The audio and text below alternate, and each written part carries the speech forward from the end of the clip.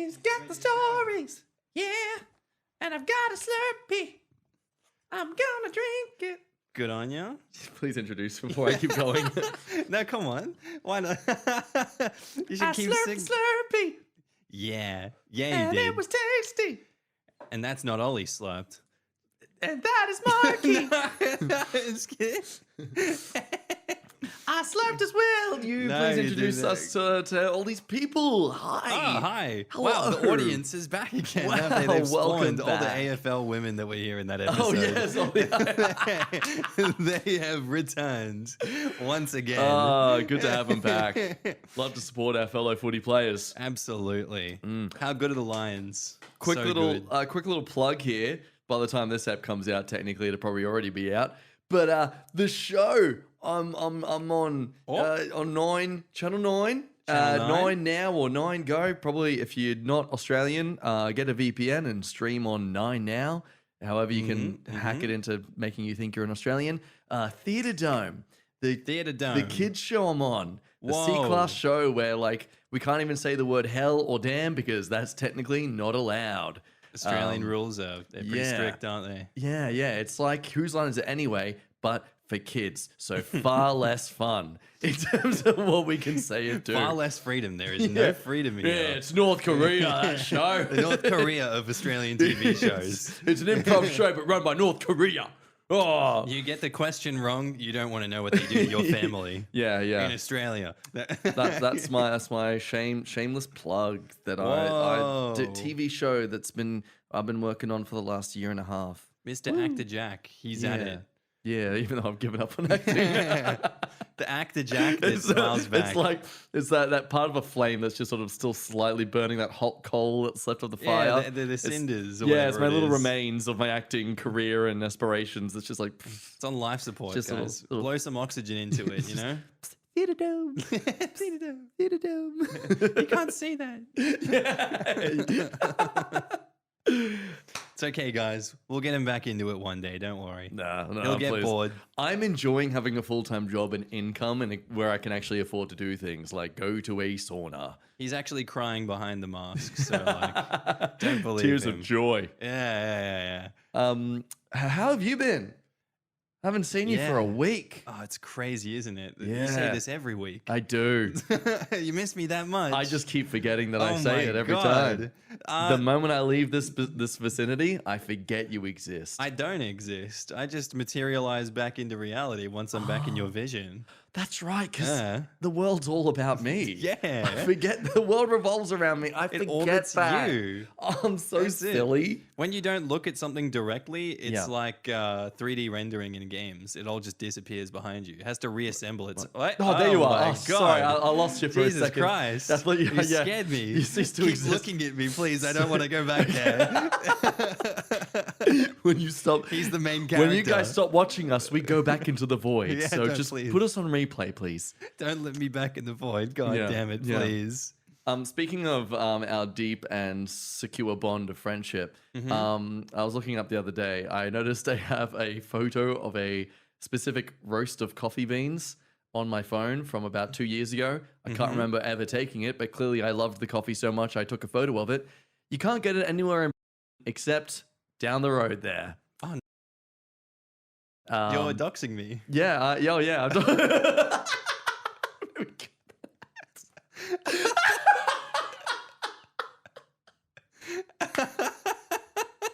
That's what friends do. You're Friends currently- accidentally you're- dox each other. You're currently doxing me. Just bleep that. Yeah, Just I'm doing bleep it. Just bleep my mouth. Just cover my mouth as I say it. Yes, this place where I couldn't find it anywhere else in.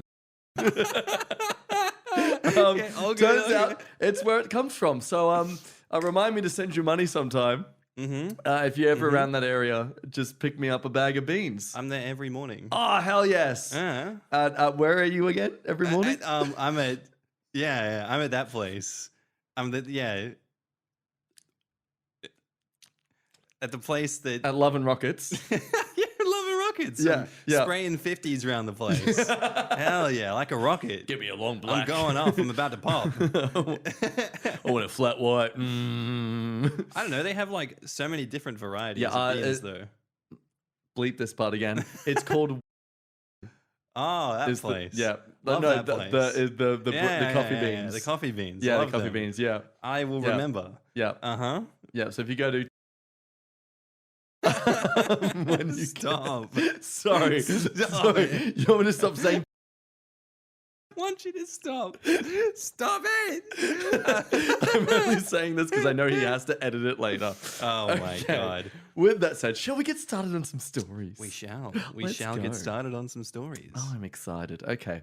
He Let's wants start to with take this. the lead. Let's go, Yeah, Jack. yeah. You know, I feel He's it's so only fair. excited. He handpicked them all today, I guys. did. So if they suck, blame him. I may be on a bit of a sugar rush. And maybe an alcohol rush. No. I want to clear the record here. Any idea that someone had put some sort of banana liqueur in my Slurpee is complete. That's say- complete fallacy. And honestly, why are we still talking about it? Say, shut up, Junior. Daddy's had a long day. All Yeah, right? yeah. Why are we still Need talking something to about take this? The edge off. This is a man that no one cares about anymore. I don't know why we're still talking about this guy. Okay. Which one? He's done. It's gone. Sorry, the Slurpee. I'm talking about the Slurpee. Yeah. Yeah, it's done. It's It's like, gone. which guy? Yeah, bruh? no one talks about them anymore. Okay, the Okay. Slurpee. Let's just move on. All right. Yeah, I get. Oh, you guys are still talking about the Slurpee? Yeah, you guys are still talking about creep? that. Why That are you creep? talking about that creep Slurpee? Look, what's the point? There was no Slurpee list. All right, there was no ingredient list. There was no ingredient. There was no list. ingredients. It was Okay. sugar free. Okay. All right, let's get. I didn't even know them. Enough digressing, Jack. Okay.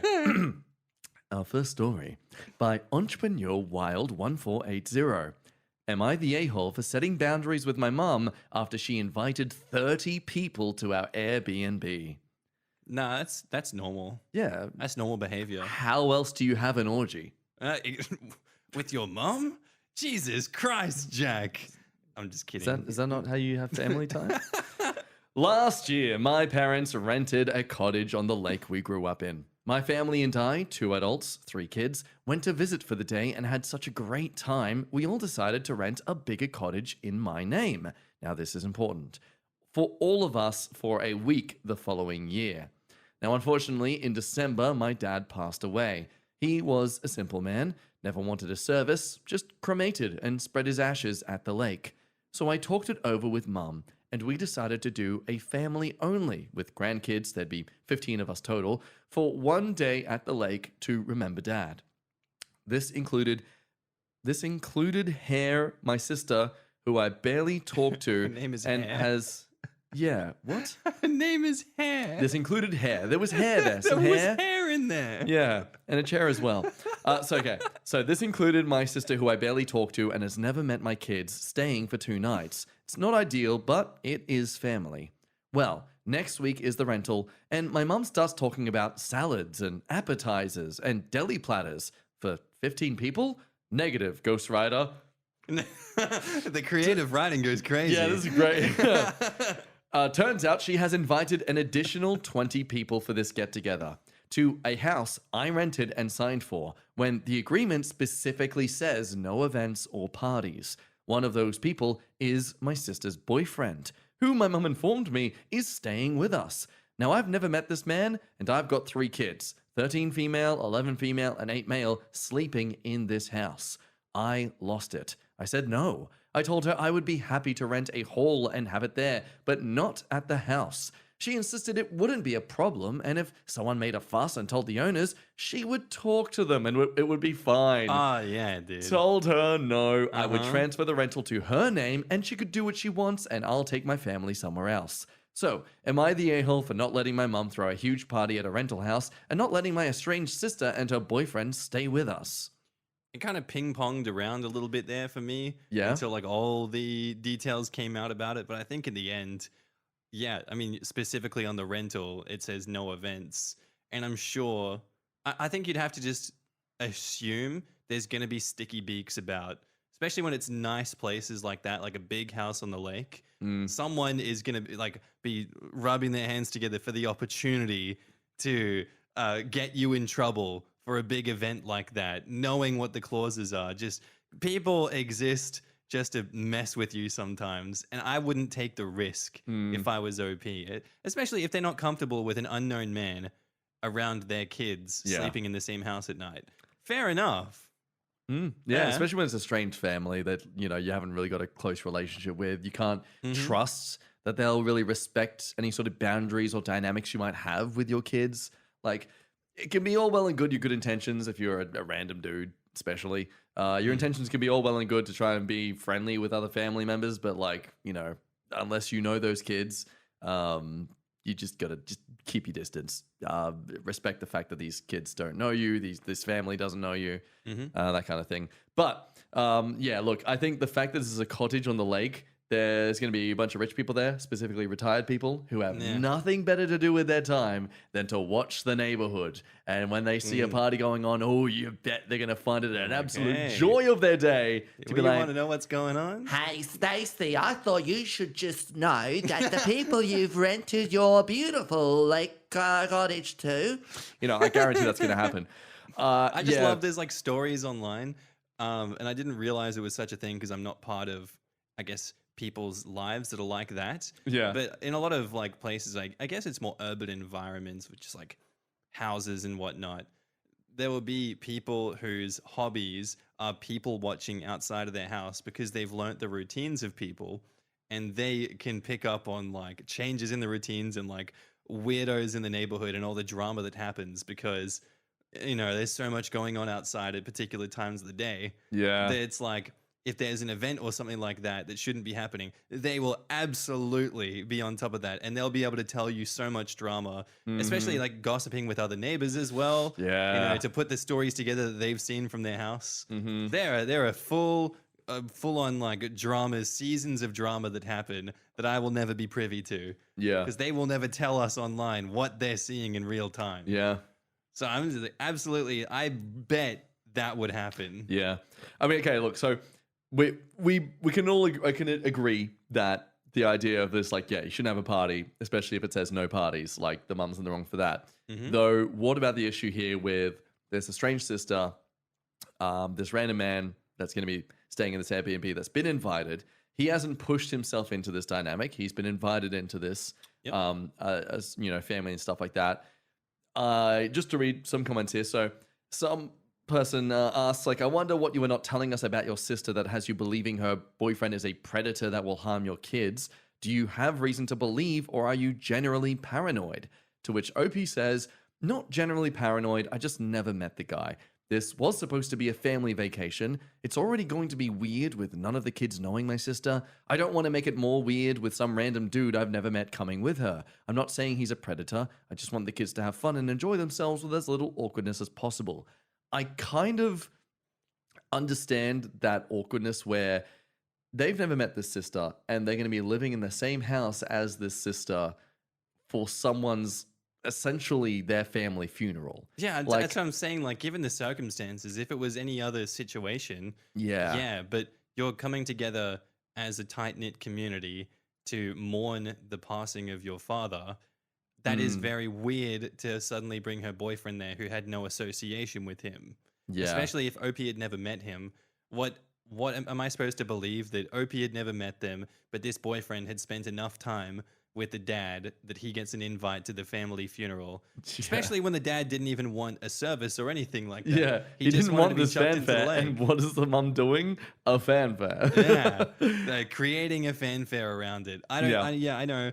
I don't think that it would be acceptable to go above the 15 unless everyone agreed on who else comes after that. Yeah. Especially given OP is the one on the house there and they're trying to keep it under control. Yeah, I mean, look, I think that's completely understandable. Okay, so here's the thing too. OP even says at the end that they're like, hey, I'll just put the house under your name now and I'll go find somewhere else to stay. We will still do everything. I'm just not going to be the one to take the risk for your actions. That's... OP literally has made a resolution here that would work for the mother, but of course, the mother is clearly upset that OP would even dare, make her have to deal with her own consequences. That said, obviously, OP is the a-hole because, as this comment says, unless your mum and dad were divorced... That comment. I don't know where you would have found that. It's got a lot of votes, okay? As long as we only acknowledge that 10 is the highest number, at 9... downvotes. We have Unless your mum and dad were divorced, she's probably coming apart inside. She's likely staying busy so she doesn't fall apart in front of everyone else and is holding on by a thread right now. So obviously, OP, you need to have risk of losing thousands of dollars in bonds. And getting blacklisted as well. Yeah, getting blacklisted from a hotel room booking site forever because your mum might be a bit sad. Think about how she feels right now. Imagine how sad she'd be if she had to cop the fine and the blacklisting. Exactly. That'd just be doubling it. Like, I know you lost your dad. You are causing more grief on her. And it's all your fault. Look, you only lost your dad. She also...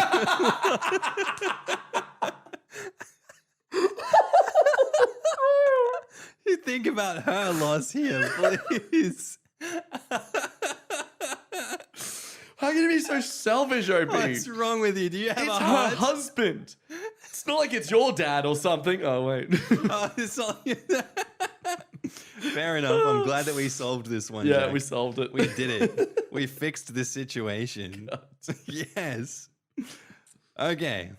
Our next one is by user Coveroons, and it's titled, Am I the asshole for saying it's not my problem if my ex and her husband can't afford their kids? This is a strong part of the Slurpee. That's a really strong Slurpee There's you a got there. strong taste of the Slurpee at It's the a bottom really of it. tasty Slurpee, that one. Wow, how'd that happen?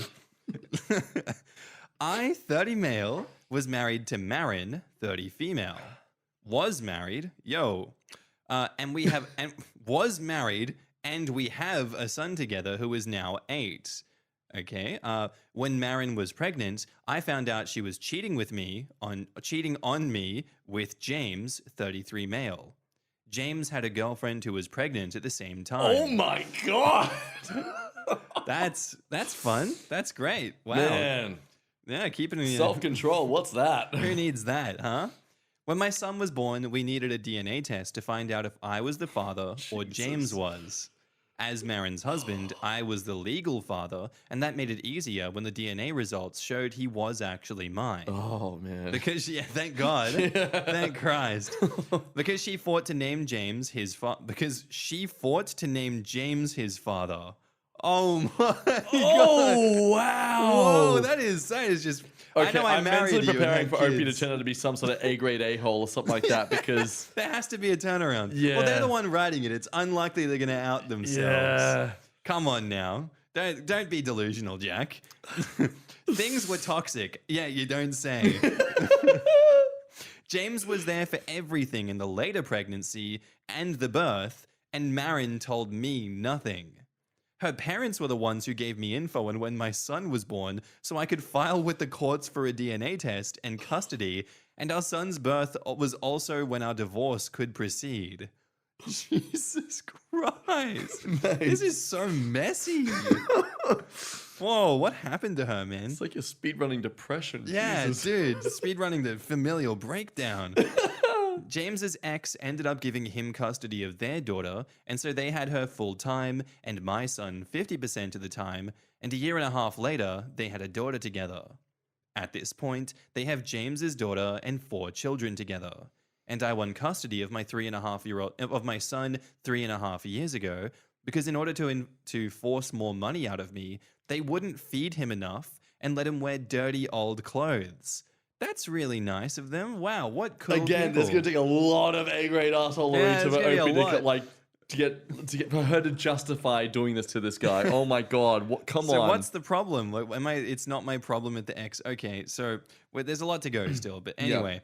And I only paid child support because I earned more than Marin, but we had equal parenting time back then. So now Marin sees our son every other weekend. My son's in therapy to help him with all of the mess that he's witnessed and been a part of in some way in his young life. Marin was also ordered to pay a small amount of child support, but she only paid a few times. She always uses the excuse that she can't afford it, and that might be true. Oh wow, you shouldn't have not cheated then. Yeah. Who knows? Wow, it's almost as if you have to sort of prepare for having a child. Yeah. You should, it requires some actual conscious effort of foresight. And of keeping the money coming in Yeah. as well. That's a conscious Wow, effort. you have to you have to be an adult. What? Who's that? What is that? It's crazy. I wouldn't know. Wow. So my son is in therapy to help him with all the mess he's witnessed and been a part of in some way in his young. Oh, sorry. She always uses the excuse that she can't afford it, and that might be true. I never push it because I can take care of my son without her. For the last 2-ish years, Marin has looked to me to buy extra school supplies and share them among the 2 school-aged kids. So her stepdaughter and first daughter with James. Oh, Jesus. Love that. I've always ignored those requests and sent my son with supplies and donated a few to his class as requested. I've never bought a single thing for the other 2 children in my ex's household. 2 weeks ago, my son had a small surgery and Marin showed up. Marin brought up the school supplies issue and asked me to please be decent about this and get some supplies for her girls because they couldn't afford them.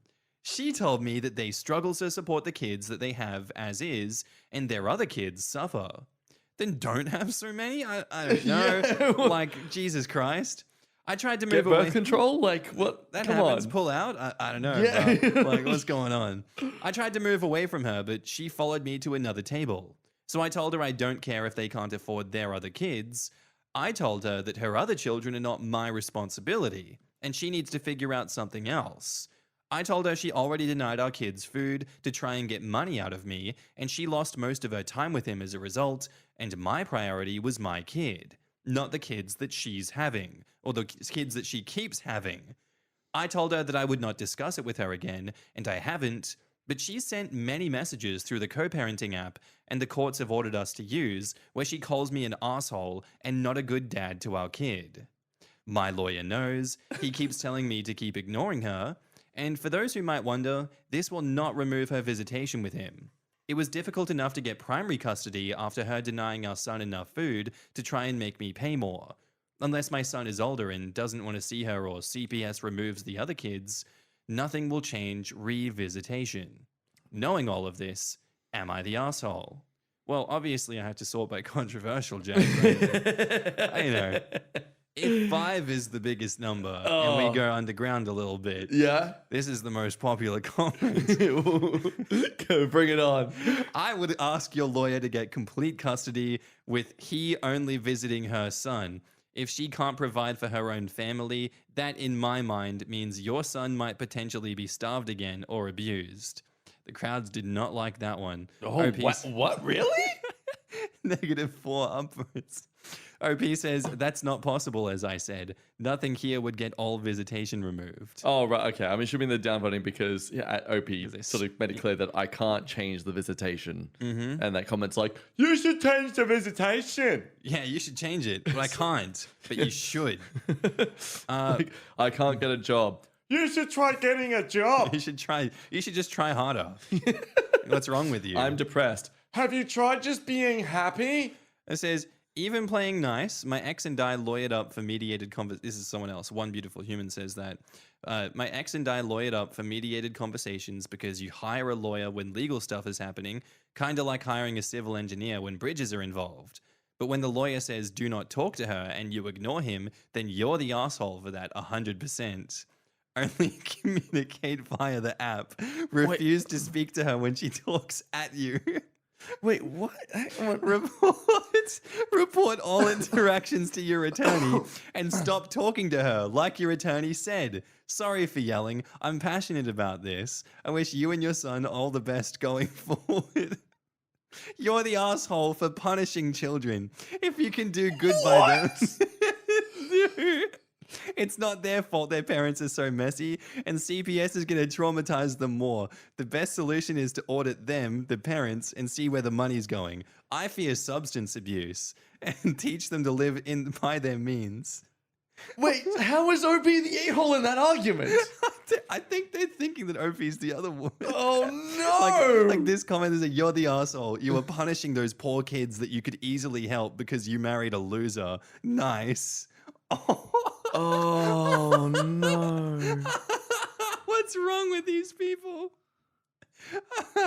Let me say it again for clarity. It's not those children's fault that their mother made bad decisions. It is not their Wait, is fault. this the same comment? This is someone else. Oh, someone else. It's not their fault that you're not their father. It's not their fault that you're angry. No one's saying it's their fault. He's just literally exercising such a his long comment. like only responsibility here. Yeah, he's not obligated to help these kids that Oh my are God. someone else's responsibility. Like, okay, yeah, you can be a good person and taking that extra step above. I could also take the extra step above and donate like at least 10% of my salary to some sick kids in some other like hospital down the road or some shit. That would make me a better person. I'm not going to. I guess that makes me a selfish a-hole and doesn't deserve any sort of pity for anything in my life because, hey, I technically earn some money in the world, and there's a homeless person sometimes in the Are streets. you morally obligated to help that homeless person? Well, according to that comment, I am. And the moment I don't, the moment I decide never to give $5, according to the when the little thing on the side of the little checkout is like, hey, donate $5 to this cause. I'm like, nope. Nah, no thanks. Apparently, Bye. I'm an a-hole for that, even though it's literally the whole point of it is to be charitable and not a obligation. That's the thing. When you start deconstructing the mindset of this, it's like they're saying no one is saying that you need to support your ex financially. No one's asking you to play stepdad. If you have the means to buy a few extra pack of pencils and you know they're struggling, then why wouldn't you? Why does it cost you so much pride to do something small and kind? But This isn't small. This is something that's going to be just going to consistently grow for it more that's the and thing. more. If you give them an inch, they're going to take a mile.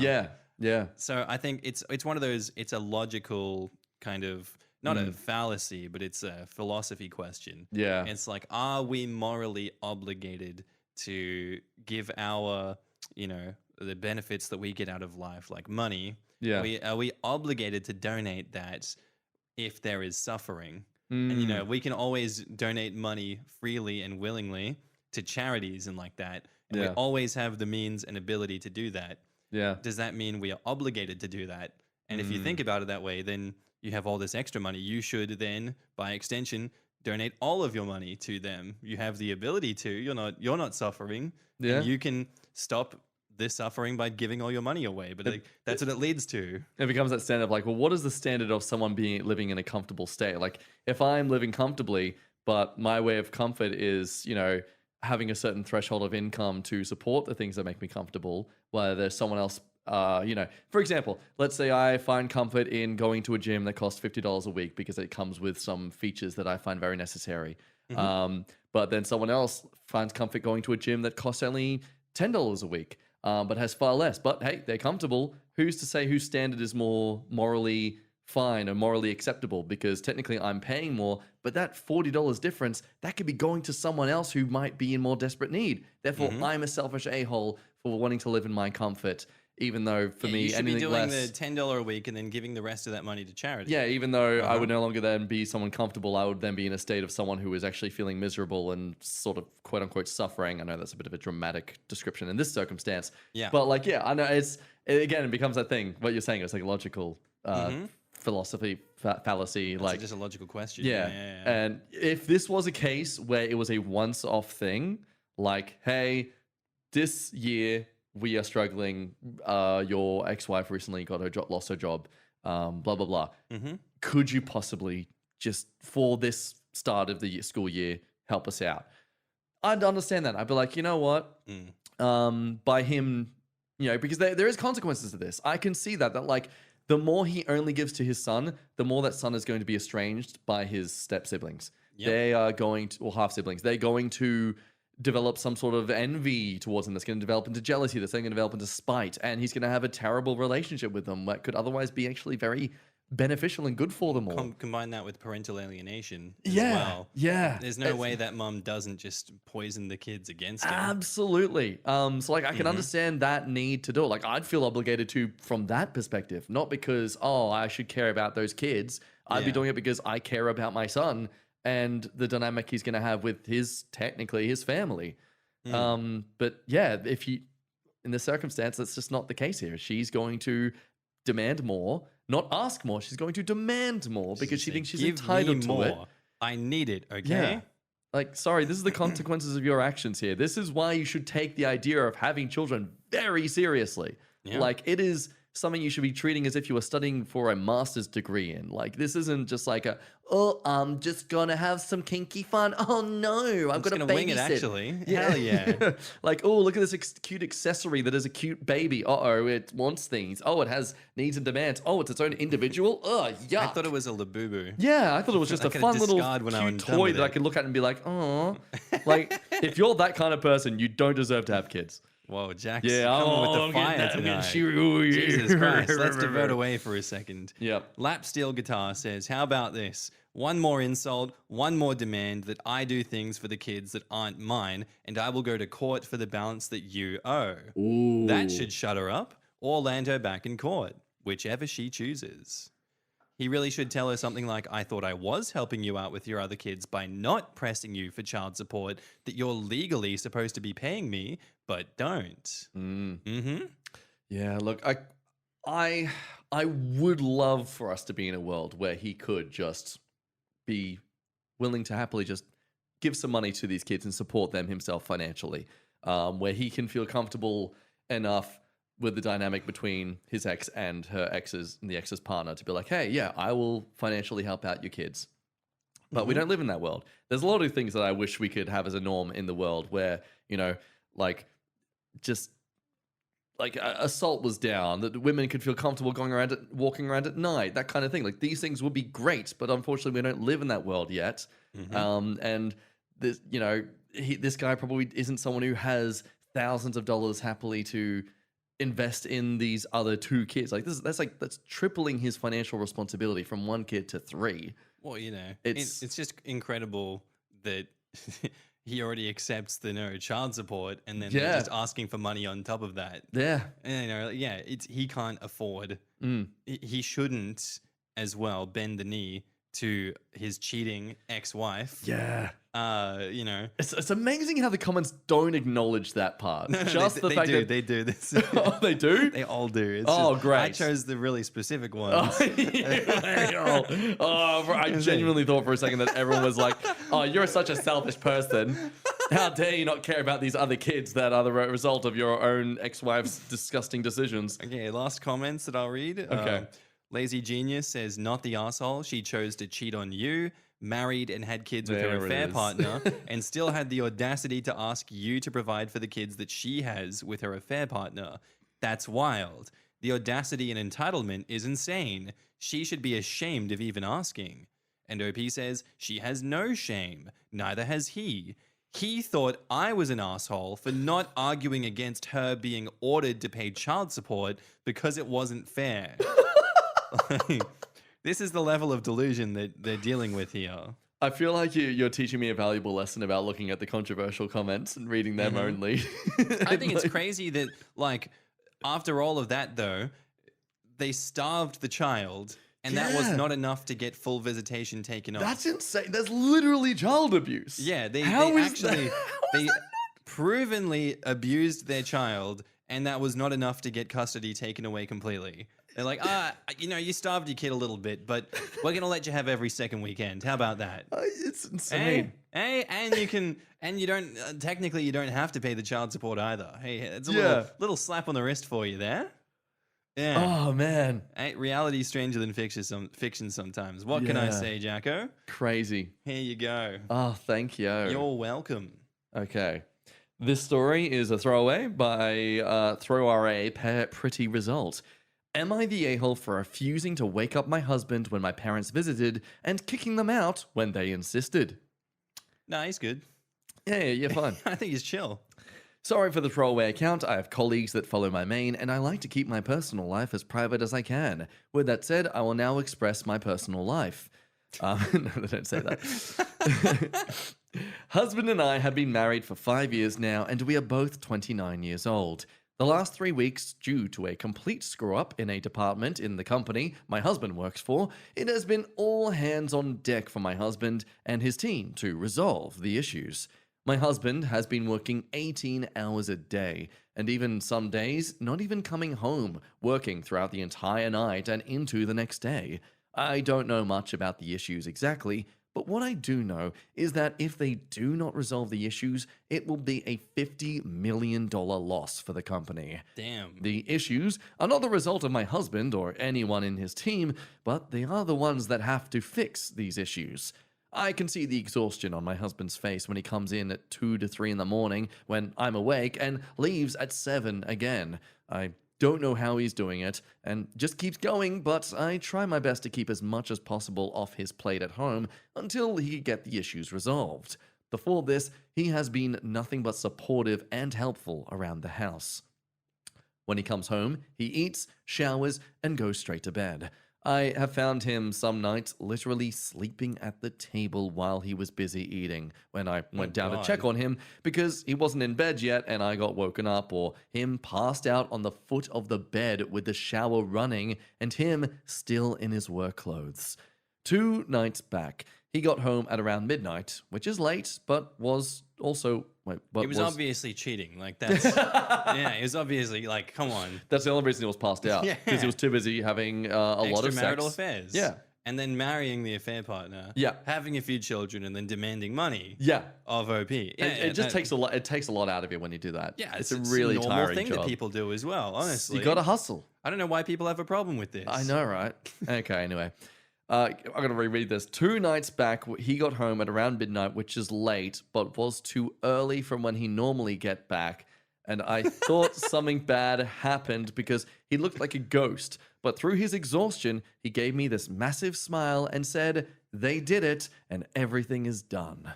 He told me the boss gave them each a couple of days off, and he only needs to be back in the office next week, Tuesday. He ate dinner, took a shower, and got into bed. Okay, so assuming he came at midnight, which was earlier than he normally comes home. That's what they were trying to say. Oh, that's where you're going with that. Yeah, so they resolved the issue finally. He now gets to have a bunch of days off to just sleep. Good on you. him. Good boss. Good stuff. I got up the next morning around 9 and made breakfast. I thought about waking up my husband, but didn't, and let him sleep. Around 12, my parents visited me. I normally work from home, and they do visit from time to time, seeing as I'm 6 months pregnant as well. I greeted them, and we sat down and had coffee. Around 30 minutes into their visit, they asked where my husband was because they saw his truck in the driveway. I told them he was still sleeping. My mother gave me a look and said it's unacceptable for my husband to still be sleeping past 12, especially with a pregnant wife, and I should wake him up. I saw this concept, I think it was on TikTok. It's like sleep supportive and non-sleep supportive parents. Ooh. And it's like the people that have been in both camps will know if they've been in both camps. It's like, did your parents have an issue with you sleeping in past a certain time? Or would they let you sleep? Would they respect your sleep as well? Because it can fall into different categories. Yeah, right. Because for mine, I would sleep in, but by 8 o'clock, the radio was on like really loud and pots and pans were banging in the kitchen, and it was really hard to continue sleeping. Don't know if it was intentional or not, but it was a common occurrence. That is one form of it, but others will be like people having their parents be like, "It's 8 o'clock. You can't sleep half the day away. Come on, I've been awake for hours. Get up. Get to it." Jeez. So I can't remember. This is a form of a parent being like, "What is he going to sleep half the day away? Yeah. Come on, sunshine, wake up."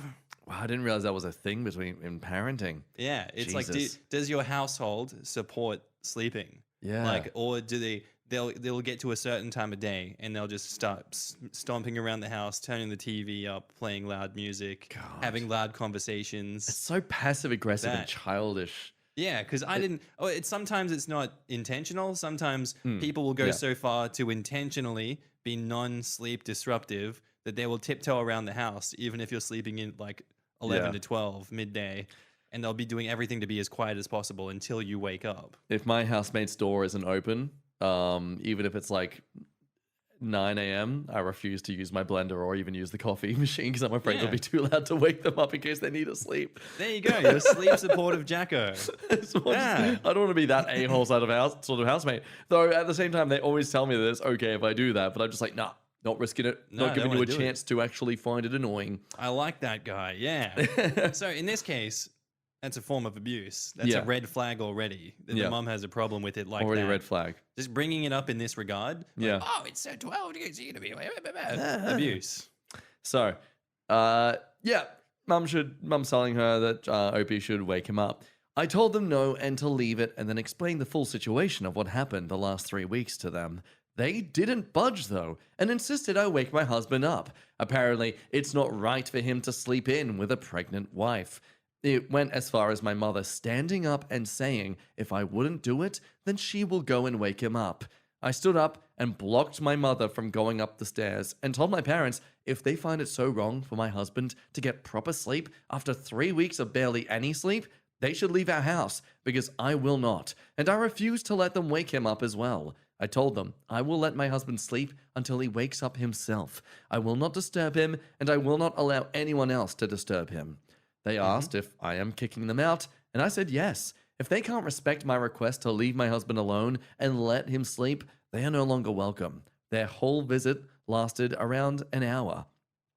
Around 3 p.m., I got bombarded with a text from other family members berating me for kicking my parents out of our house, even my sister and brother berating me for doing it. Here telling comes the clowns. Da-da-da-da.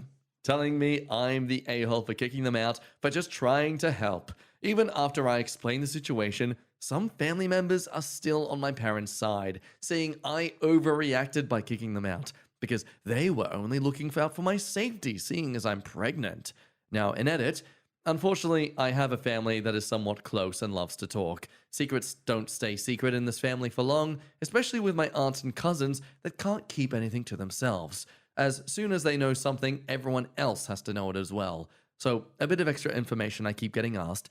This is my first child. She will also be the first grandchild and the first child born in the family in the last 20 years. So I can understand why it's a big deal. They're being a bit overprotective, I guess, in this regard, but it still doesn't really, it explains but doesn't excuse. Yeah, you know? I mean, I understand why there's a huge, gigantic overreaction from the entire family, but I think they are all thick in the head if they support the parents' actions here. I think the support of the parents' actions and being like, whoa, she was just looking out for your safety. Oh, God, what does that mean? Bro, let the man sleep. Yeah. What is she in danger if he sleeps too long? Like, what is the holy excuse, Batman? Yeah. What is going on here? The flying monkeys are wrong. This is 6 months pregnant. This isn't like 9 months pregnant. This isn't like 8.5 months pregnant. This like, no. So what if you start going at contractions right now and he's asleep? And it's like, I can scream and wake him up. Yeah. He'll understand. No, he's abusing you by being asleep. Yeah, no, it's pretty much what these comments are all saying. Like, You have to exist as a woman that's pregnant. Does he not understand what he's putting you through? Like that? man. Go to the comments, sorry. Yeah. No, it's a fair point, okay? The pregnancy is a very, like, it can be very exhausting, very painful at periods of it. At the same time, though, OP seems very capable of letting their husband know when she needs his help with something. Like, Yeah. Anyway, so yeah, comment saying, trying to help with what? Your husband's sleeping and you minding your own business, working from home? I would be calling everyone on group call and giving them a piece of my mind. I don't tolerate disrespect like that. It's your home they came in giving unsolicited opinions, and your relatives will be getting it too for sticking their beaks where they don't belong. You're pregnant, not terminally ill. And Opie says, that was my point as well. It's not like the pregnancy is keeping me from being able to do anything. Everything is going great with the pregnancy, except feeling like a ball. Other than that, I'm fine. What if you're on some kind of slanted level of Surface, elevation and you start rolling down? There won't be anyone to stop you because you're a literally ball. just keep rolling. You dude. even admit that you are a ball. You'll turn into Sonic the Hedgehog. Clearly, You'll if go fast. If you are not on a 180-degree surface at all times, you're going to start moving out of your own control, and there won't be any husband around to help stop you and protect you because they're too busy sleeping. Yeah, and he's So abusing disrespectful. you. That's it. That's abuse. If That you is don't abuse. recognize that as abuse, I got a bridge to sell you. Oh man, let me just quickly I look don't at some know. other important comments. They're saying like, I don't understand why the parents couldn't just not make a big fuss. I understand maybe there's a little bit overreaction by kicking them all the way back home and not allowing them in the house at all. I guess she knows her parents well enough that if she told them, no, you can't do that, you can come in the house on the condition that you leave him alone and you don't go waking him up and you don't do anything to wake him up, then you can come in the house. But the fact that she stood so strong and said, no, you're not coming in at all, leads me to assume they would not have respected her wishes and they would have upset the husband and woken him up regardless of what OP wanted if they got in the house. Yeah. Like all they had to do was be like, oh, my daughter or the wife of this man doesn't want me to intrude upon their space. Okay. That's fine. I can be a normal person for 5 minutes. Yeah, that's or not an that hard. hour. I gave my opinion and they can take it or leave it. That's all right, done. We've done what we need to do here. I don't need to parent this adult anymore, this literally pregnant adult. Though they're my child, they are an adult. It's ridiculous. We get there was that story as well where the girl was the one writing the story. She was working from home upstairs in her house, had her mum living with her in the house, and mum would just chill, do whatever, mind her own business. The mum's sister would come over, so the auntie would come over every now and then. And a lot of the time it would be during working hours while Opie is working from home in their office upstairs. Like the aunt would come and say hi a few times while she's working on meetings and everything. It would disrupt her. So she's like, okay, please, no more coming up to say hi while I'm working. If you're going to come over during the week, both of you stay downstairs, have your meeting. Don't come up and disturb me. Yeah. And she laid the ground rules out clear. And then like the next day, basically, she tells her mom to do that. The aunt comes over. The mom tells the aunt, don't go upstairs. Don't go annoying her. She's been very clear about that. As soon as the aunt gets an opportunity, she's up those stairs. Oh my God. Banging on the door. Oh going like, my God. OP, I know you're in there. It's rude of you not to come out and say hi when you have guests. When you have guests, you're supposed to come out and give company to your guests. It's rude of you to stay locked in your room all day. Just banned the aunt from the house at all after that. Good. Yeah. Honestly, that is like, imagine going to someone's house and like trying to be authority under the guise of I am invited as a guest. No, I have authority over you under your roof. Yeah. I am entitled to disturb you while you're in a work meeting, okay? Because you're rude for not coming out. That's insane. Kind of love some people's opinions. Well, let's go. Woo. Oh, pranks. I love pranks. Yeah, this one's a prank story. So, by Jackson Ryder, 2025, titled, Wife Says I Need to Get Over It, but I can't stop obsessing over a prank that ruined my wedding experience and left me furious. So I had an amazing wedding experience that was completely ruined by a prank my wife and friends played during the garter removal. Am I the asshole for refusing to let it go? During the reception, we were doing all of the usual wedding games. Eventually, I was told that it was time to do the garter removal.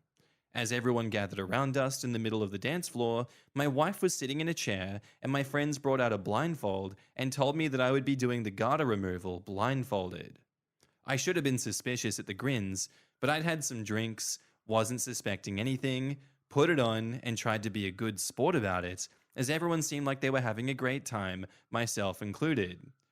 I'm going to guess he's doing it on his uncle or something like that. Like, it's probably going to be a guy, like one of the hairy mates. Uncle Frank's got the Dude, garter probably on. like shaved one leg specifically for him to do it on, yeah. Honey, you smell different. As soon as I was blindfolded, however, my wife slipped out of the chair and was replaced by one of the groomsmen. There it is, yeah. He's a friend of the family I've grown up with, but I would not say that we're close. Now, I literally cannot stand him. Oh, that just makes it so that just makes it so much worse. Although he's not a bad guy, other than my anger at this prank. Sitting in this chair in place of my wife, my groomsman was in shorts with a garter around his thigh. My wife stood behind him and was talking to me as they walked me over to keep me fooled into thinking that it was her. On their instructions, I got down on my knees and began reaching for what I thought were my wife's legs. Once I found the leg, I found the garter and began pulling it down. But at that moment, I heard my wife saying, "With your mouth! With your mouth!" Ah! Oh. So I leaned forward and grasped the garter belt in my mouth to the shrieks and applause of the crowd. So the shrieks of the crowd is crazy. Yeah. With the garter in my teeth, I pulled it down his leg And then my wife actually came around to help me get it over his shoe because it got stuck. Once I had the garter, they told me to stand up and take off my blindfold. When I did, I was smiling because I thought I'd been a good sport, and everyone was laughing so hard, it seemed like everyone was having a great time. But when I took off the blindfold, everyone burst into even louder laughter. For a moment, the entire energy of everyone at the wedding was focused on nothing besides laughing at me being the sole butt of the joke. It felt awful. I was furious. I wanted to say and do a million different things, but I didn't.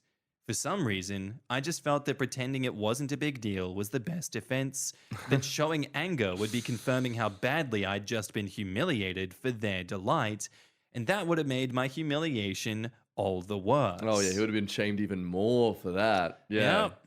Yeah. So I sucked it up, walked through the rest of the wedding while doing my best to keep a smile on my face. Oh, man. My wife could tell I was stunned, but she kept on going too. She definitely had no idea how badly I was taking it. Everyone was standing around us, and we couldn't talk openly about how I felt, at least not without ruining everything, and I didn't know whether I wanted to go there after all the effort and money put into the wedding. And this is what you're going to remember on your wedding day? Like, Yeah, man. So there's still heaps more to go, but No, finish your piece. let's. All I'll say is that it's just an example of something that women could never understand about the male experience. They just having don't to get hide your emotions, and being accused of being too emotional. Bottling it all up. Bottling it all up. That's something only men understand. Women, You know us women men don't don't have to get deal with that in emotional. society. Yeah, it's real, brother. They don't understand what it's like. Walk a mile in a men's shoes, all right? They're stinky. It's like the true oppressed group of people, gamers. Gamers, a princess, you'll never be oppressed like me.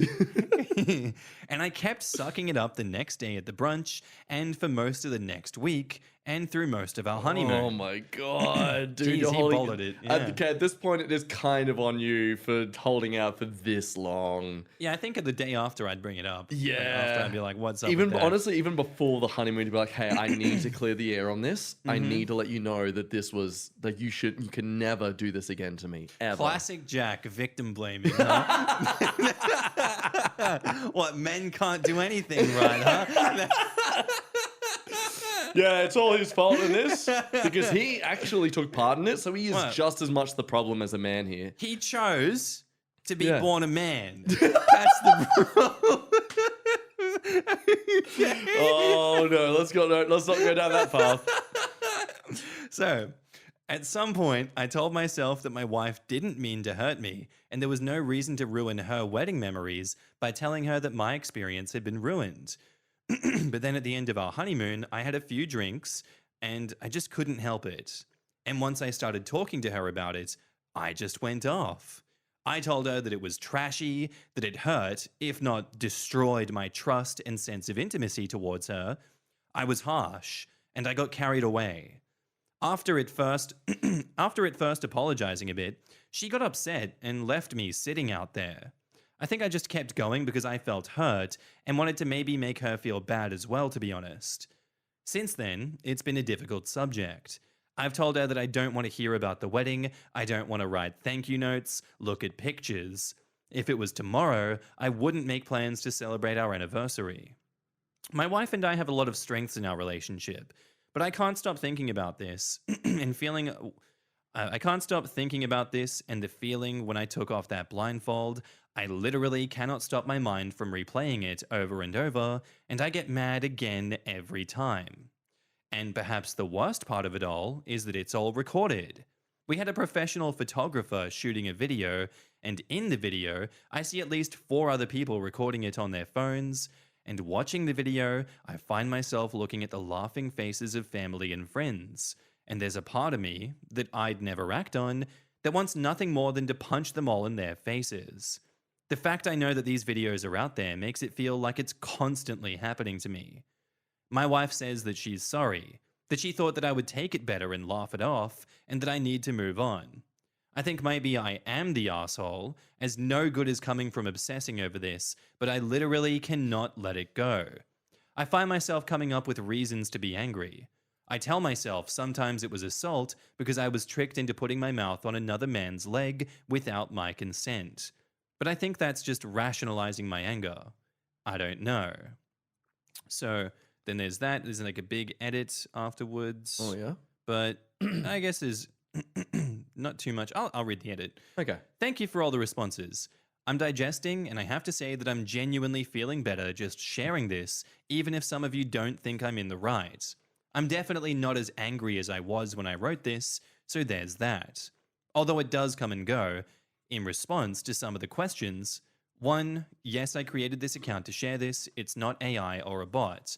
I genuinely don't know what karma farming is, but anyone who wants my karma can have it. Okay, I'll take it. Hell yeah. 2, it was the wedding planner who originally proposed the idea. She had done it at other weddings, apparently, and she coached my wife and friends on how to do it. To drape her dress over his lap, to stand behind him, talking to me. He was wearing his same groomsman shirt and coat, but had changed into shorts, a stocking, and flip-flops. 3, my groomsman is now my brother-in-law because he's married to my wife's older sister. What I meant to say is that he's a good guy, we grow up together, and I like him, but I didn't consider him a best friend at the time. And now I'm no longer even thinking of him as a friend, in large part because I'm mad at him. I don't think there was a reason they picked him other than that he's thin like my wife. 4, I believe my wife when she says that she thought it would be funny and that I wouldn't mind. I just don't think she thought of it from my perspective when it came to concluding that this was a funny thing to do. Sometimes I tell myself this is what I'm mad about. It keeps changing, really. And 5, a lot of people have asked what I expect my wife to do about it now, besides apologize. I don't have a good answer to that, and I need to think about what that means.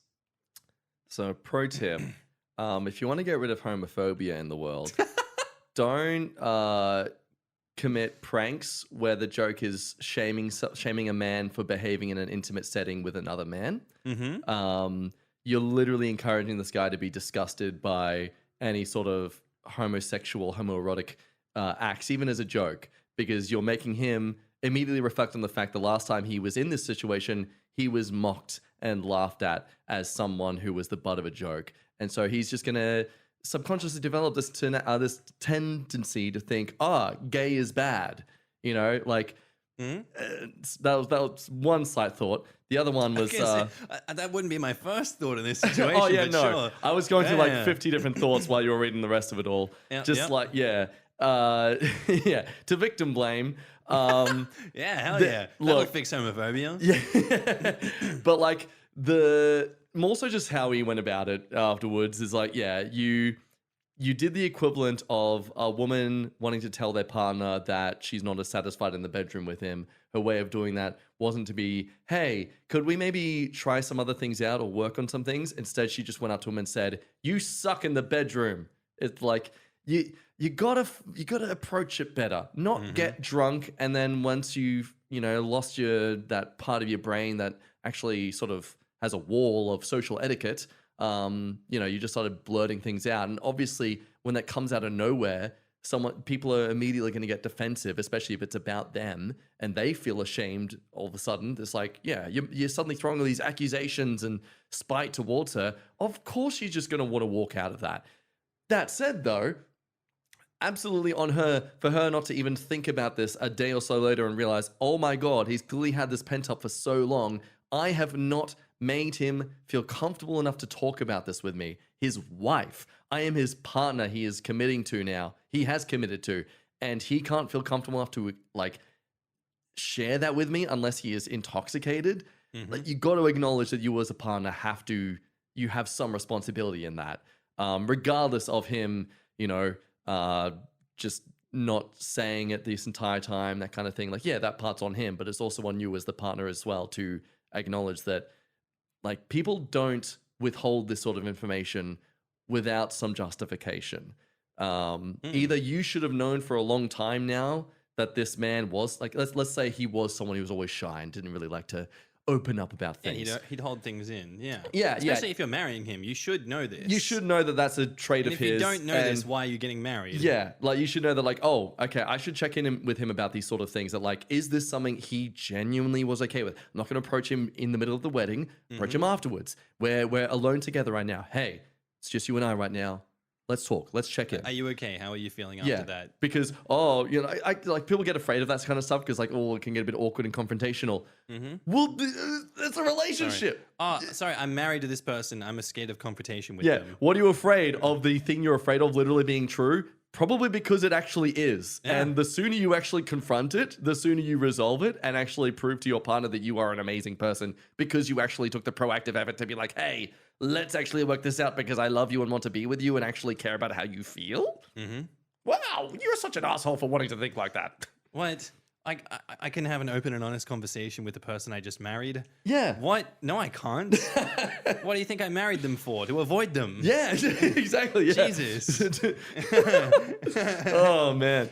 I mean, obviously, end of the day, not the a-hole. I do agree that this is sort of grounds of some. I mean, look, assault is I feel is a bit harsh of a statement, but at the same time, like, if this was a wife who was playing a game and it was, she was having to do it to some guy that she didn't like in this regard, and like, didn't have any, it's like, oh no, I can't stand that person. And they made her like put her face right up against his thighs or something like that, like, yeah, that's absolutely gross and inappropriate. And I wouldn't doubt she'd feel quite violated by that. Yeah. Yeah, I agree with you. It's like, hey, Dirty Harry, the uncle, he's going to be the one that you have to do this to and submit to you. And then everyone's going to laugh at you. Yeah. And then up the laughter afterwards. I don't think she'd be too happy about that. But I think the comparable circumstance where it's, not apples to oranges, but close enough, would be cake face smashing of wedding cakes. We know that is a big no-go, and we know that a lot of women, I'd say 99% of the women that get their face smashed into wedding cakes during the wedding do not have any warning beforehand. Yeah. And it completely destroys their makeup. And it don't also destroys the wedding dress. What, man? I've never understood why men enjoy doing that because, for one, your wife looks beautiful. She's clearly put in a lot of effort to look good. She spent a lot of money to look good. And your thought is, I'm going to ruin Smash her. that. I'm going to embarrass her in front of everyone. I know there's an argument that it's some sort of control abusive thing. I honestly think it's more just immature, childish tendency. It's just immaturity. Yeah, it's more just like hey, this is something that's going to make everyone laugh and find me funny. And it's with someone that I feel connected and close to. It's that same thing where like some guys will sort of neg or be more bantery and teasing towards girls they like because for them, that's their way of overcoming the nervousness of the situation they're in by he's just bullying you because he likes you, Sonny Jim. Yeah, it's like they're so especially when guys are brought up in family dynamics where their dads banter on them or make fun of, tease them, that kind of stuff. The child connects the brains together of like, oh, that's how you express love and connect and closeness with someone. I want to be close with this person. You like. Yeah. My dad likes me because he's bantering with me and making jokes with me, and he smiles at me and like laughs when I don't understand what he means and that kind of stuff. And then I see a girl I like. Well, if I want her to like me, then I've got to banter with her and joke with her. I don't really know how to do that well, so I'm just going to pull her hair. Yeah, that'll get her attention. That's a good joke. Yeah, she loves that. And like, clearly some guys don't grow up past that sort of subconscious teaching, and so they still think, well, I want to be close with my wife. I did prank. I did silly thing with you. We did a goofy thing together, though technically I didn't really lose out of it. You did, so. And like, not to say, not man-hating entirely here. No, I've seen plenty of videos where the guy also gets his face smashed in cake. Yeah. Or especially like... Or they'll do it together sort of thing, or they'll push in the faces. There's so many different ways this goes. Sometimes it's the guy that gets his face smashed in the cake. Yeah. In that situation, just as bad, especially if he's not told beforehand. You'll ruin the suit. You got to go change out of the suit. Yeah. Into something else. In the girl situation, usually gets all over the really nice makeup, in the hair, and all over the dress. You have to go do a costume change after getting your face smashed into the cake. And you can see there's a lot of the times they're not able to control their emotions, and there's a big fight right as the cake smash happens. I think this is as close to cake smash territory as possible in that it's the same thing. I think what she did is really fucked up. I would need to see the perspectives of everyone being like, he's overreacting. He's taking it too far.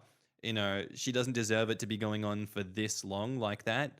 I I guess I can see why she walked off on him and left it because she didn't want to be continually attacked like that. But I don't know. I feel like you're kind of, you need to do something. I feel like she should have stayed and she should have found a solution with him. Yeah. To, be like, I really messed up with that one. Well, let's go to counseling. Let's work this out. I hear you. I want you to vent your frustrations. Yeah. I think her walking out on him like that was kind of like not actually wanting to face the problem. Yeah. Depends. If it had been hours, this is like 5 hours of him. Maybe, yeah, I can understand. You're like, can you shut up already? What can I say? But if it's like an hour and you walk out after an hour, I don't.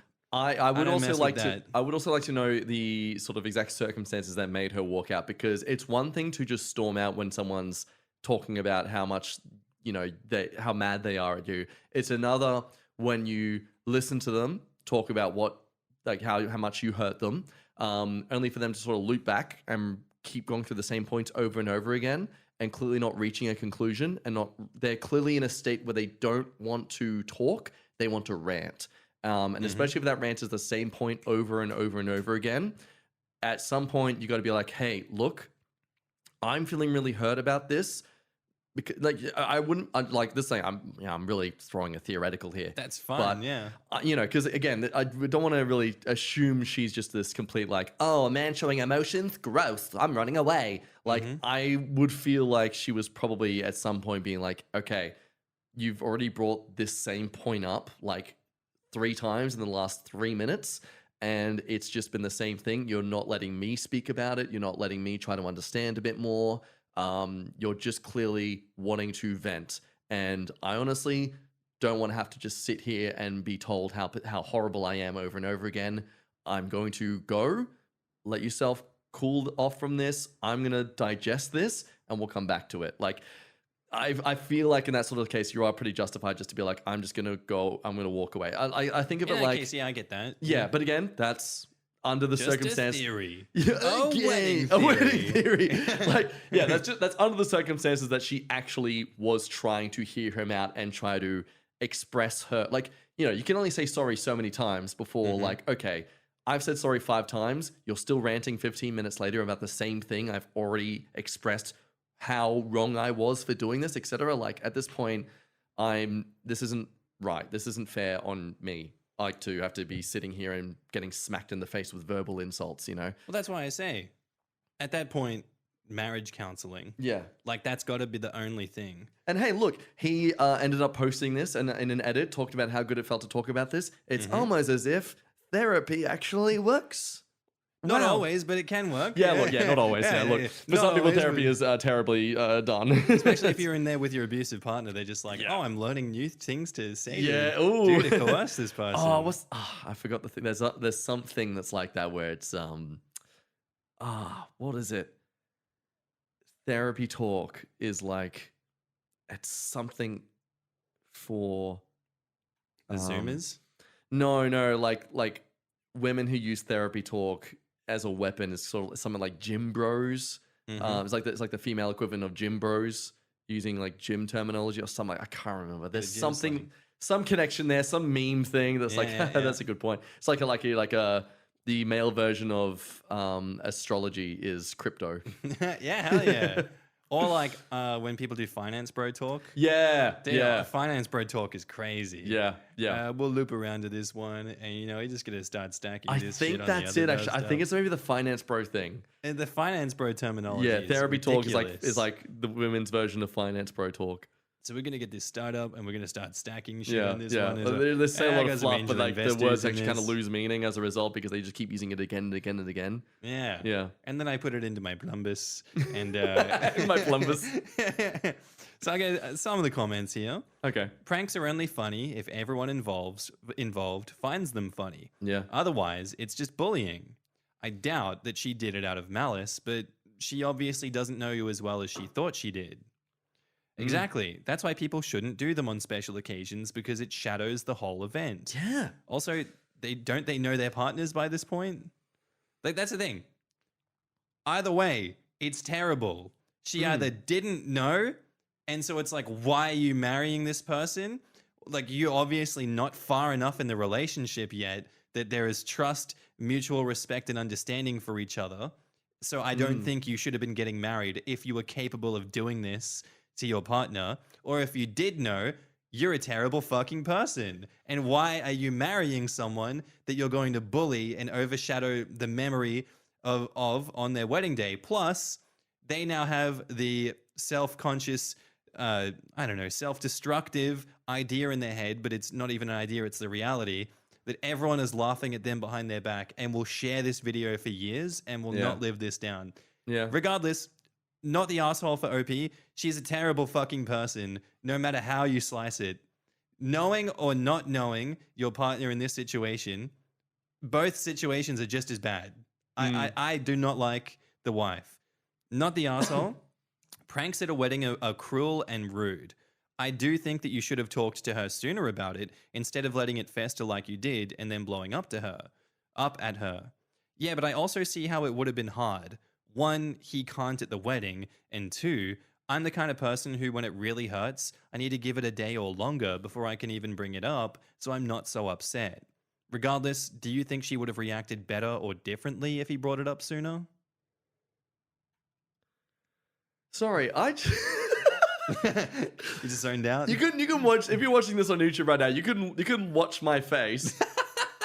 I literally just had an epitome of myself. I actually would be okay for getting married. What?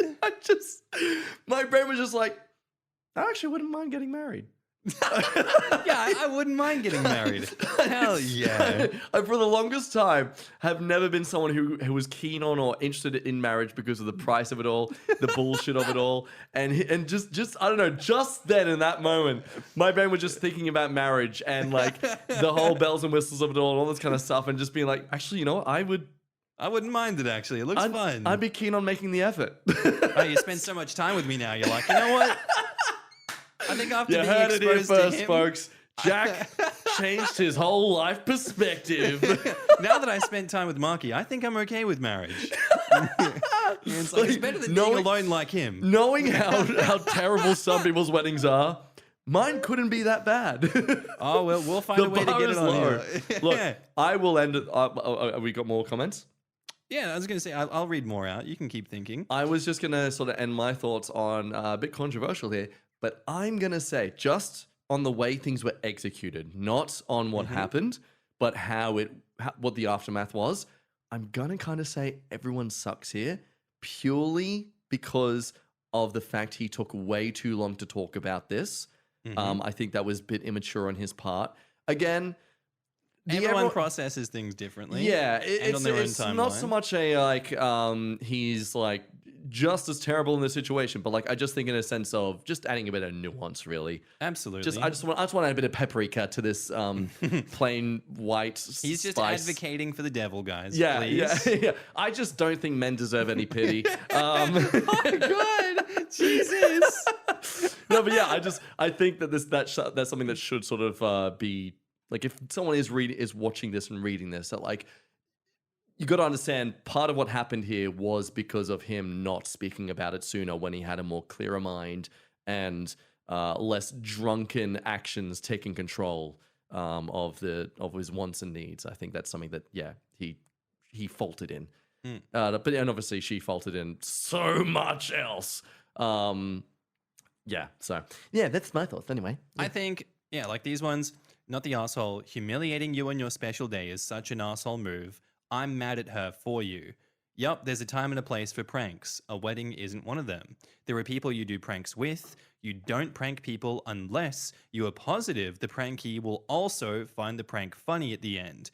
Anything that humiliates the prankee or hurts them isn't a prank. It's cruelty that you are hiding behind the misuse of the word prank. To prank your partner on a day that's supposed to be about celebrating the unification of you two is like screaming to the world, I do not respect my partner and want to make sure everyone knows that I'm the top dog in this relationship. Yeah.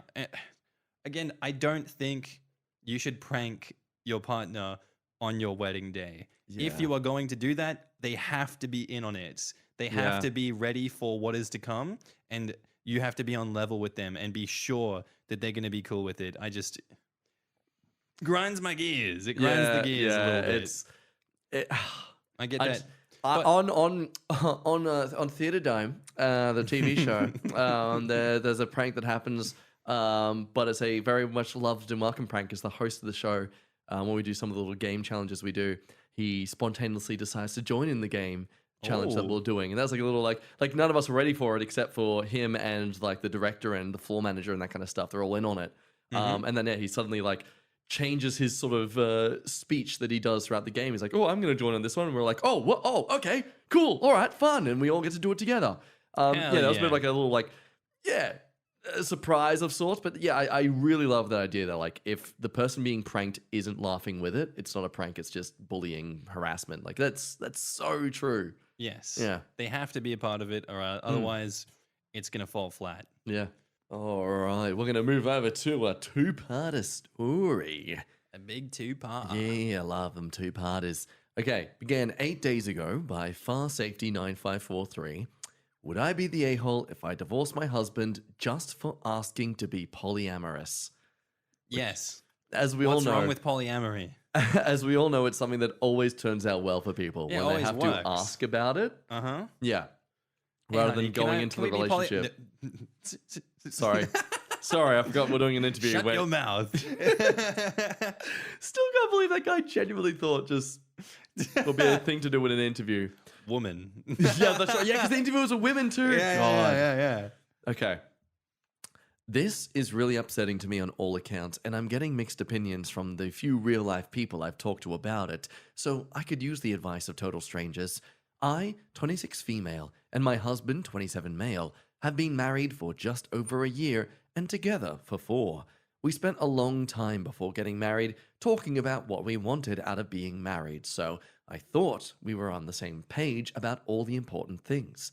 I do love him very much. He is sweet, helpful, and generally my dream partner until last week.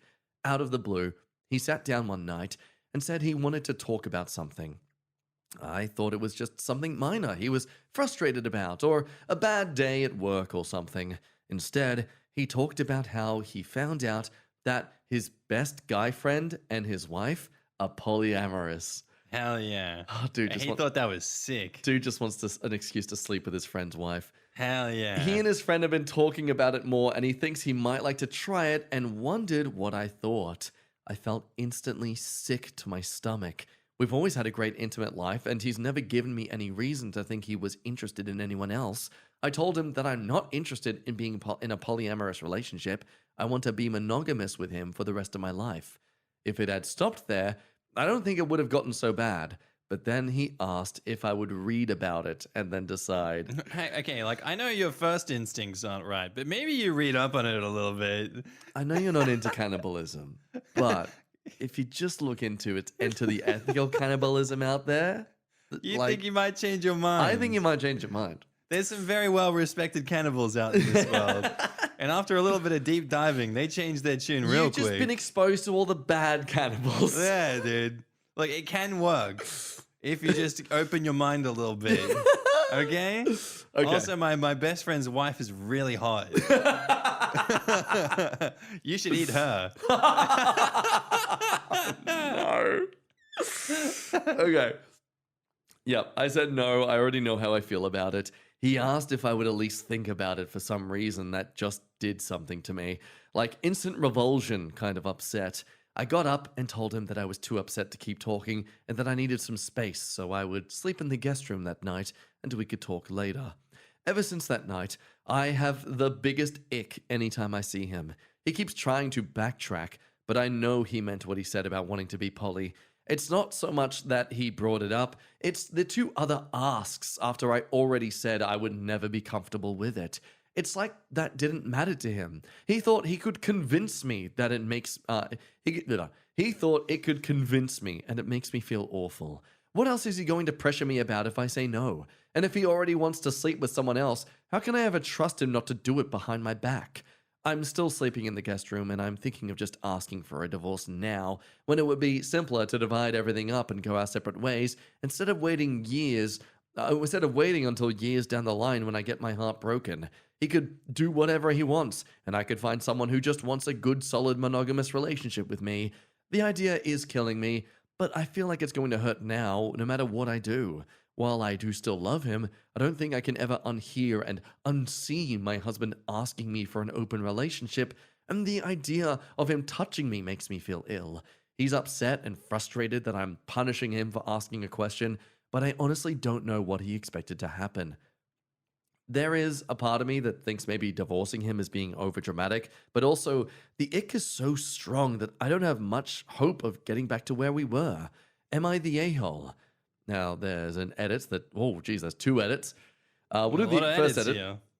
Yeah. Gosh, this got a lot of replies. I'm reading through them the best I can. I'm going to take the advice to get an STI test, and my gyno is going to work me in today for that.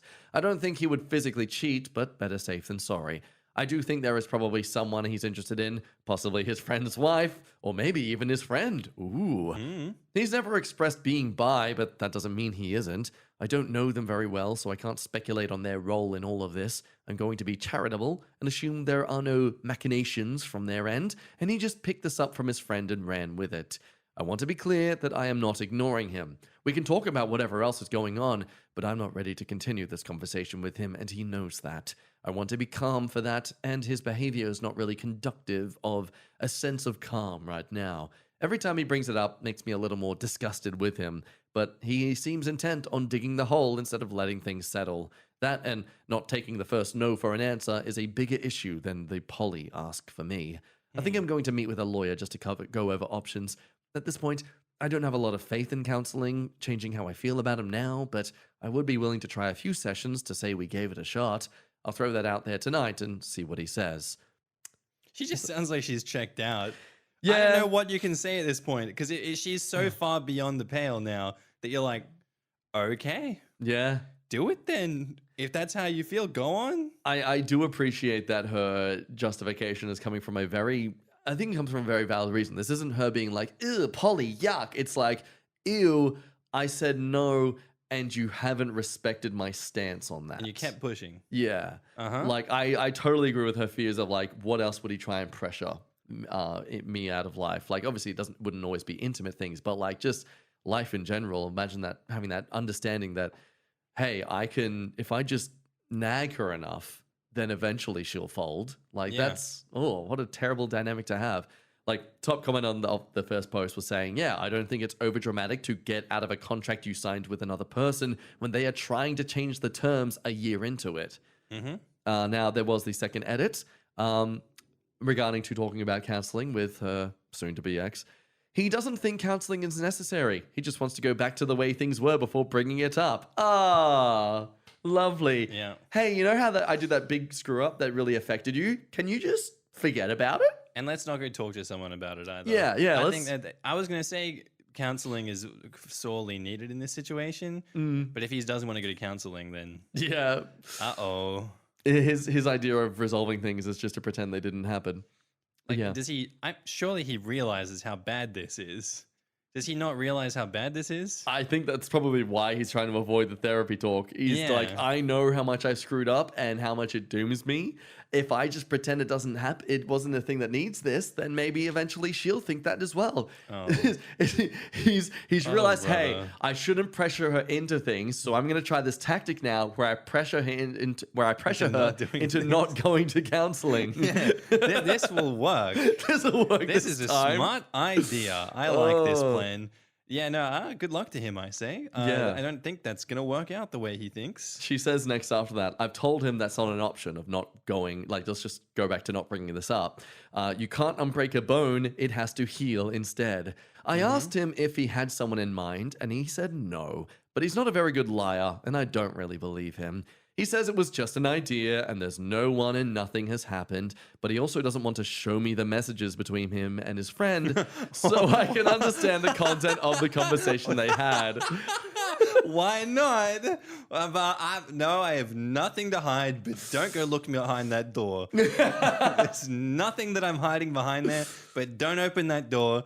I don't want you to open the door because I have nothing to hide. Officer, I don't have a body in the trunk of my car. No, you can't look in there though. There's nothing wrong with having nothing to hide, but I don't want you looking in there. You're not allowed to look in there. You can trust me. After me making it really clearly suspicious with all the murder weapons soaked in blood in the backseat of my car. Hey, we props. Yeah. I'm an actor. For Halloween. I'm preparing for Halloween. I have to practice, officer. You don't understand. I'm a method actor. Okay, yes. So, I respect his choice, but it's enough to convince me there's something he's hiding, even if it's not an affair in progress, and that's a problem. I've got an appointment with a lawyer in a few days. I'm going to wait until after that to make a decision. Okay, so we go to the update that was 8 days later. 14 days hours later. ago. We don't even get to see the controversial comments. That's messed up. Do you want to see the controversial comments? fine. I'll read the top controversial comment for that first post.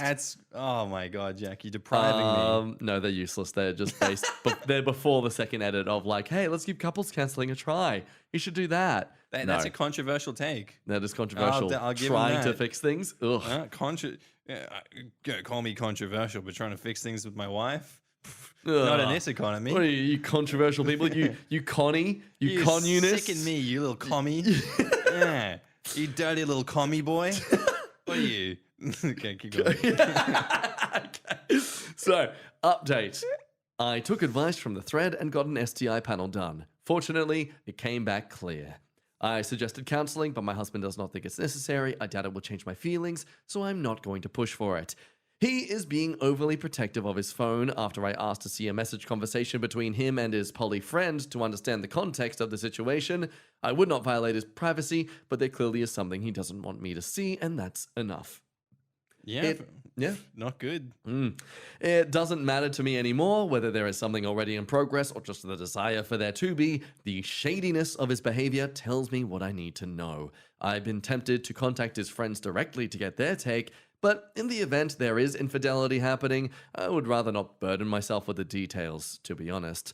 So, I had a heart-to-heart with my grandparents this weekend and spoke with a lawyer yesterday. As of right now, I'm planning to move forward with the divorce. With no kids and no joint property or debt since we were waiting on buying a house till I'm finished with residency, it should be easy to split the financials. The lease on our apartment is up in a couple of months anyway, so I plan to move out after breaking the news and just pay my portion of the rent on the current place until it's renewal time. I am heartbroken, but I'm convinced that this is the best move. I don't trust him anymore, I'm repulsed by his behavior since the ask, and I think it's best to cut our losses before digging the hole deeper. If he was willing to be transparent and do something to work on re-establishing trust, it would be different. But that's not the case, and I don't want to put in effort that he's not interested in putting in. I will be fine with time. So yeah, not a happy ending, but I think it's my best overall interest, and if he's not happy with monogamy a year into marriage, his best interest as well. Hopefully we can part ways quietly and without a lot of fuss. How dare OP not dig deeper for the sake of drama? I wanted to see what the text said. I don't want this mature resolution of understanding that it shouldn't matter whether or not you know there's definitely infidelity if you already feel like you want to leave the relationship anyway. What are you doing trying to move on emotionally? Ugh. Curiosity cured the cat in this instance, Jack. No, curiosity poisoned the cat. You know what? I'm going to come in here I'm with the cat and I'm supposed to die, I'm going to okay? come in here with a needle of Ebola and inject it into the cat, and that's your fault that I had to do that. And it's your prerogative, son. Yeah, because you weren't curious. I had to kill the cat. I had to give it a ball. Do you understand? You don't Your understand. lack of curiosity caused Jack to kill the cat. That's the known saying. Your lack of curiosity gave the cat Ebola. That's crazy. What's wrong with you people? It's all your fault, OP. This cat could be disease-free right now, but instead I'm just giving it more and more Ebola. Ebola la la la la. The cat has Ebola la la la. Yeah, I don't know. That's the thing. She's checked out even before the suspicious text messages thing. It's like, I don't think people comprehend just how groundbreaking and earth-shattering bringing up a polyamorous relationship is, and just how damaging to a relationship that is. Just the mere thought of bringing it up. And he took it even further by pressuring her, and then it's gone 10 layers deep into hell by being like, you cannot see my phone. I don't trust you. And I don't trust myself. you're not going to like what's on there, so you can't see it. It's like, well, all trust in the relationship is gone. I'm out. Okay. So So, I have come across a negative 15 comments. you mean a positive 50? And I turn that frown upside down. It's very long though. I can't be bothered reading it, but I'm just skimming through. Hey Siri, give us the cliff notes. Yeah. It's someone trying to justify how Opie isn't the a-hole, but neither is the husband here. He's not a bad Because guy, no. He was just trying to express his lifestyle curiosity or desire. Yeah, so OP was right to just establish her boundaries, but also apparently he was right to sort of like, could you just show me an effort to understand where I'm coming from with this interest and curiosity? I see it on a level of genuinely being like, hey, honey, would you be curious in trying cannibalism with me? I think, okay, look, that was a joke. I just want to be clear for people I who know. are acting polyamorous. We're not implying that it's the same thing. And But like, think about it that way. I'm just saying like Yeah, that. And then you're it's- just being like, no, I don't think I'm into that. Are you sure? My friends and I were talking about it. It's actually really sick. Wouldn't No, you be no. like, what have you been looking at? yeah, look, What it's- is your internet search history? What is wrong with you? I think this is an example. Yeah, it's like that does kind of open up my mind too of like, yeah, well, is it justified for her then to sort of check out? But end of the day, if she's feeling like this, then yeah, she's justified to check out. It doesn't matter where this justification of hers came from. She feels like this. And I think if anything, it's more respectful for her to divorce than to stick around leading this guy on into a dynamic that she clearly is checked out of anyway. Yeah, if she's checked out, it's time to leave. Yeah. Don't stay past your booking. It's rude. Yeah. So, yeah, no, I get that. Absolutely. She shouldn't just grit her teeth and stay in that relationship. She would be an asshole to herself. Knowing that she's checked out, knowing that she has the ick and doesn't like him anymore, it's unproductive for the both of them. Resentment would just swallow that relationship whole. It was the right thing to do. But, and I'm not going to drop my stance that saying like polyamory and bringing that up here is very much just like bringing up any other crazy out of left field subject. Obviously, cannibalism was the one that I chose because you're like, whoa, where did that come from? For some people, the idea of polyamory is that sort of drastic, like, whoa, It that's a is. huge shift in dynamic. Yeah. And it's like, it has to be a reaction of, whoa, Yeah. where did that come from? What have you been reading? What is going on in your private life? How much have you indulged in this that you're comfortable enough to now bring that up with me so casually? I think it has to be that level of reaction. Because to me it is. And Yeah. I'm the most important man in the world. Now, there is a part of this comment that maybe it's getting to negative 15, maybe the 15 downvotes are from polyamorous people themselves. Yep. Because it brings up this thing that apparently is quite common in that community, in that dynamic. So, The haters, the pro polyamory haters came out. well, they say that this lifestyle has poachers. There are those who target one half of a relationship and angle their motives to poach and specifically disrupt another couple. Whether it's swingers only attracted to one half for a club hookup, or poly people who are angling affection from another potential breadwinner to help pay bills if they convince the target to disrupt lives and leave. They will find people who seem to be doing well financially, try to get them to leave their partner to join their couple just to help financially support them. Game is game. That's incredible. I gotta respect game. the That's hoops insane. that they jump through. Yeah, convincing them to include a spouse is a quick route to create disruption and get their third. So it was like Pokemon. I'm just like, oh. Apologies, polyamorists. I was unfamiliar with your game. Grooming comes in many forms. He may feel ashamed to show you what he's been attempting to discuss with you based on his desires, poor mentoring by selfish others, and your reaction, but you also can't help detect this without access to see how this developed, aka, it's kind of on him to not show you the text and be open enough to help you understand where he's coming from with this. However, he's still disrespecting your primary relationship here by asking twice. Trust me, guys get horrible advice in forums when they ask, how do I convince my wife? And often, they either want to convince you as it's their fantasy or because they want to have side pieces and know you going first saves blame.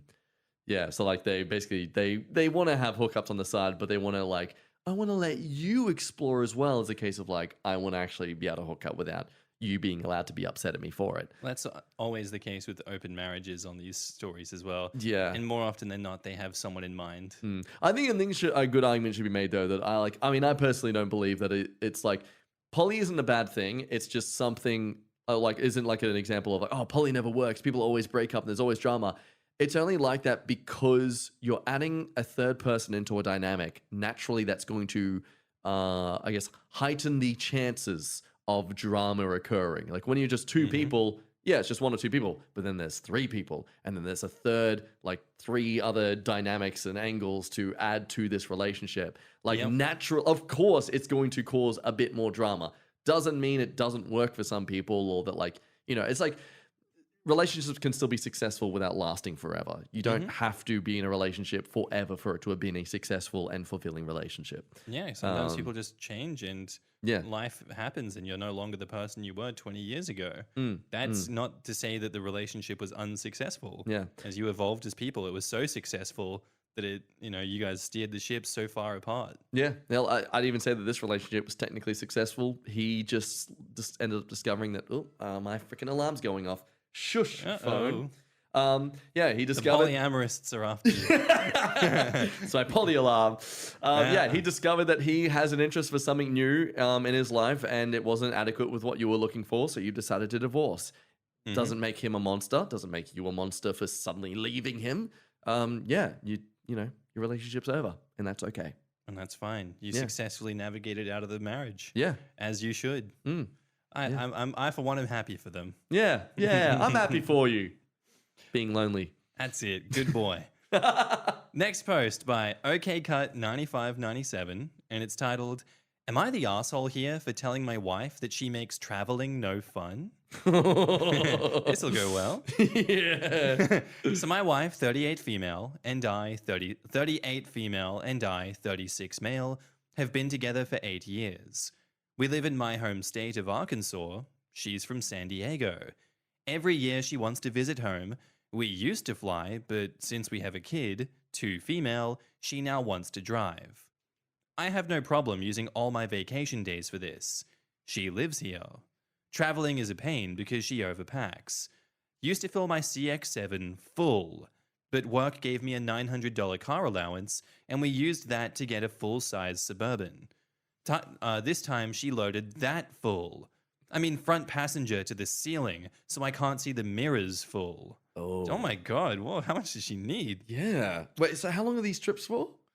It doesn't say how long they're for. Probably gets to it later. Yeah. It's like, so we live in Arkansas, she's from San Diego. So Arkansas to San Diego, how long is the drive? Yeah, quick, hang on, we're gonna do some maths, folks. We're not locals to that area, okay? We need to look this up. How far is it? 1,636 miles. How's that in kilometers? 24 hours to drive. Oh, damn. 2,633 kilometers. That's pretty much Brisbane to Melbourne. Yeah. Wow. 24 hours? It's longer, isn't it? Oh, yeah. Like straight driving. Yeah. 2,400 kilometers. So Brisbane to Sydney's 10 hours. Yeah, and then to Melbourne would be another like 10ish or so. Yeah. So yeah. So that's a long way. 24 damn. hours with a full size Suburban. Yeah, you can't even stretch out or anything. I would drive from when I used to live in Sydney. I'd drive up to Brisbane to do some film work sometimes, and I would literally just fill up the back seat with some luggage and then some other extra clothes things. So like 2 people, maybe, 2. I definitely wouldn't fill up an entire Suburban vehicle, like a Suburban full. My car at the time was a small hatchback, like tiny car. That's fuel crazy. economy. So much space. Oh, well, 24 hours in this. Can't see the mirrors for 24 hours. I'd be pissed as well, Yeah, personally. that's frustrating. We didn't use hardly any of it. Oh, God. Lovely. Every stop, I carried everything into the hotel because she was afraid it would get stolen. What? It's 3 days each way. I got through it, told her that she makes traveling miserable because she's also super late, and I tell her it's 10 a.m. She might arrive by noon. So every day we don't leave the hotel until 12. Then she insists we drive until midnight. Unfun. Wow. Great. Anyway, this weekend I was sent on a work conference. They got me a sweet hotel room, a week at a nice resort. Super excited. We were going to leave. We were going to go and leave the baby. The day before, she cancels my mum watching to bring our child. Fills the Suburban full again. Mind you, it's my work trip. 5 days, 5 nights. Most of the stuff was just overpacking. She brought a tote of blankets, 1 of towels, 2 of her clothes. Totes. Why did she need towels and blankets for a hotel? I don't know. Does she think she's staying at one that doesn't provide that stuff? It's like, we don't know. It's a nice resort is not going to provide for us. Oh Honey, my you don't understand. God. I told her that she makes it miserable. The hotel always gets cluttered and full. The night before we leave is always a mess trying to pack, and her organizing stuff she brought that never gets used. She freaked out, told me I just want to go hook up and cheat at these things. I invited her, and she's filing for a divorce because I told her, you're overpacking and insisting we fill every vehicle full, and always being late makes me miserable.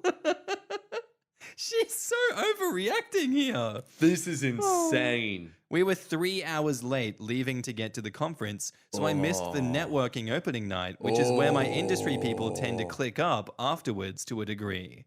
Love that. So she's literally making him lose money, and his career is She's being damaging damaged. his career by making them 3 hours late.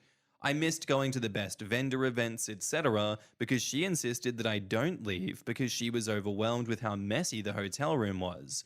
Mind you, it was all the stuff that she brought, took out of the totes, and never used, and the toddler then destroyed. Am I the asshole here? Edits. There's 8 edits.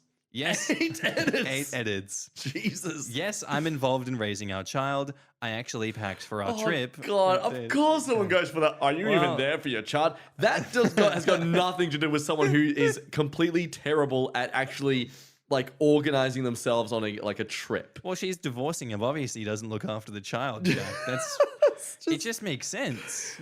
It's like saying that you I don't know. Think of something that's so unrelated to the child that apparently makes you related to the child. Like he does the groceries or something, and that apparently makes him defines whether or not he's good with the kids. What, you do the groceries once a week? You're abusing the child. Yeah, I don't know. You don't even care about it's your such kid. a weird, you're upset that your partner never buys, grocery shops properly. You're always having to go back and get things. Well, do you even take care of the child? Yeah.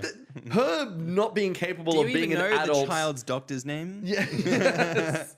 I don't know, man. That's such a stupid. Well, yeah, she reach. might burn dinner once a week, but Oh no! do you even know who her childhood best friend is? No, but I can see where they're going with it. Where they think, maybe she's burnt out and that kind of thing. But if you're burnt out, you're not going to put in more efforts in something. You're going to put in less effort. She's going to be if anything, my argument here with her being forgetful with groceries would make more sense than this. Mm-hmm. If it's the idea that she's not around, it's she'd be forgetting his stuff that she's packing for him, maybe that kind of stuff. Not overthinking. I don't know. This is all just a mess to me. Yeah, sorry, you go on. That was unnecessary tangent. So yes, I'm involved in raising our child. I actually packed for our trip.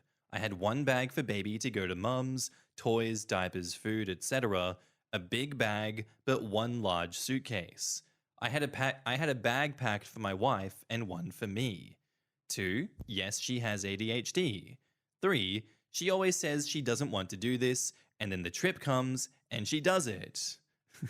4, I am not a cheater. She accused me of it last time I went solo. I'm exhausted. If she left me, I think I would be done with relationships. My own mental health is wrecked.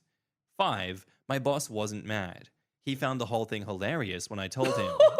Thanks, boss. He skipped half of the conference himself. My job wasn't threatened, but to me, it was. 6. I tried the whole packing thing for her and me.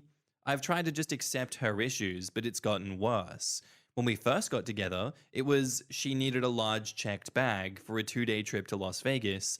Now she needs an entire Suburban for a week trip. 7. One of the issues is the vehicle is so full. If it was just the back, I might be able to deal, but it's so full I can't even see the side mirror. Jeez, it's coming out the sides. Jesus.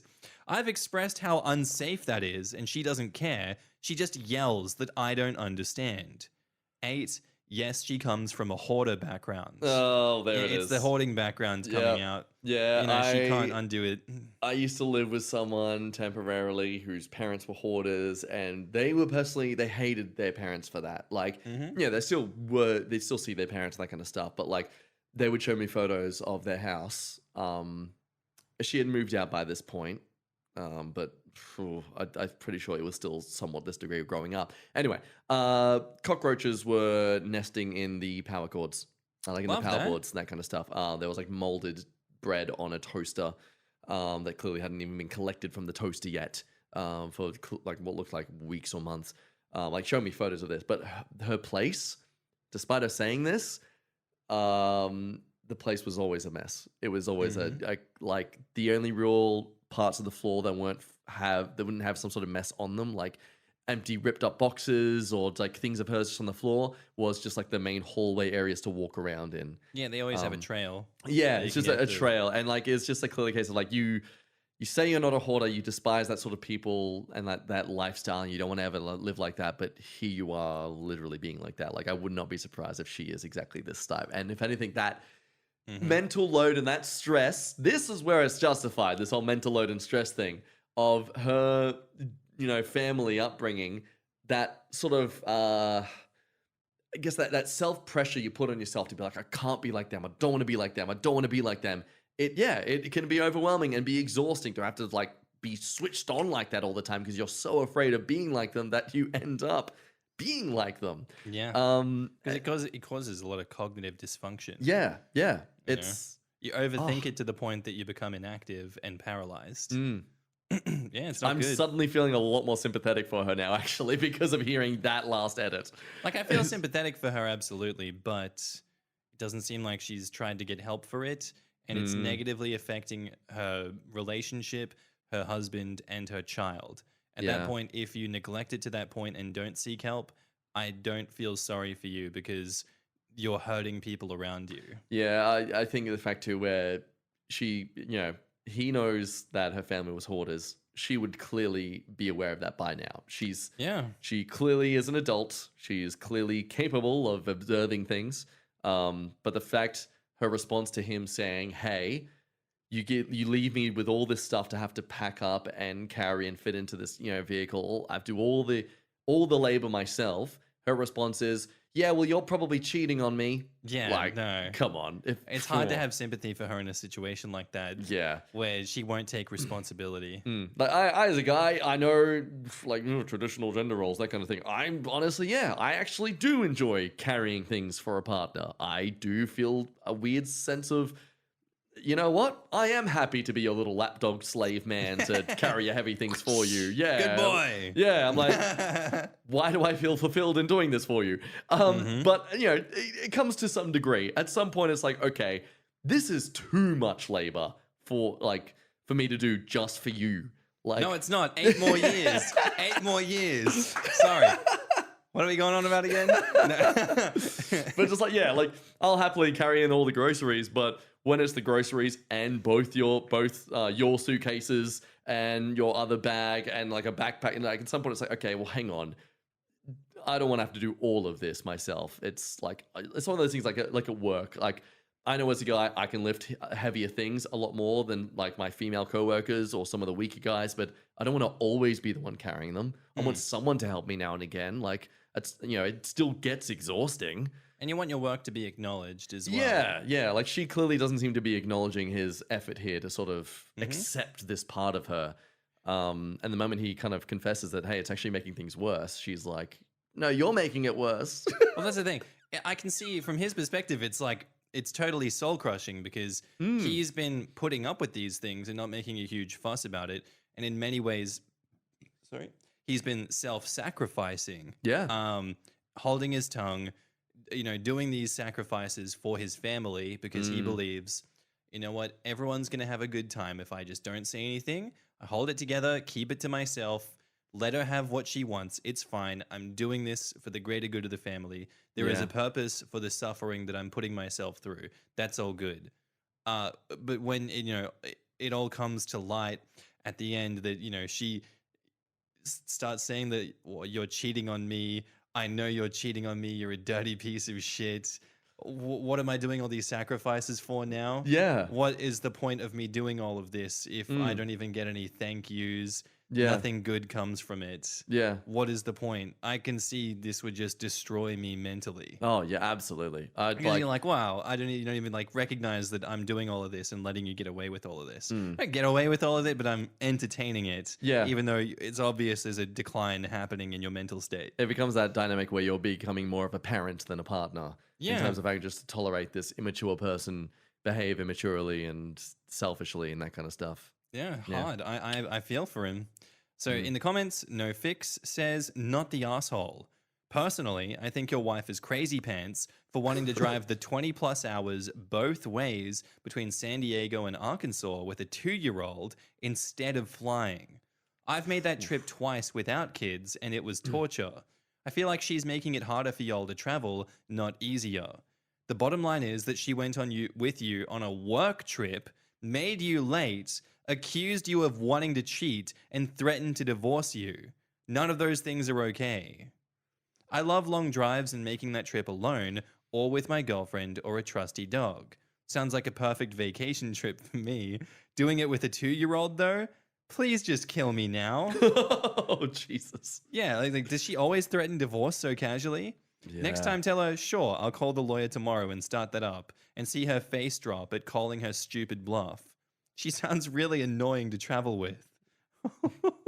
Yeah, and she's sabotaging you, your career, and your relationship. Needs therapy, or take her up on the divorce threat. You're Yeah. clearly not the asshole. The fact that she's impacting your job and career would be it for me. Not only do you miss events, but I can only imagine what your peers thought when you rolled in late or were seen taking the kitchen sink from your Suburban to the hotel room. That would be incredibly. I didn't even think of that. I also would never drive a car where I can't see out the back window and the side windows. I literally would not back out of the driveway.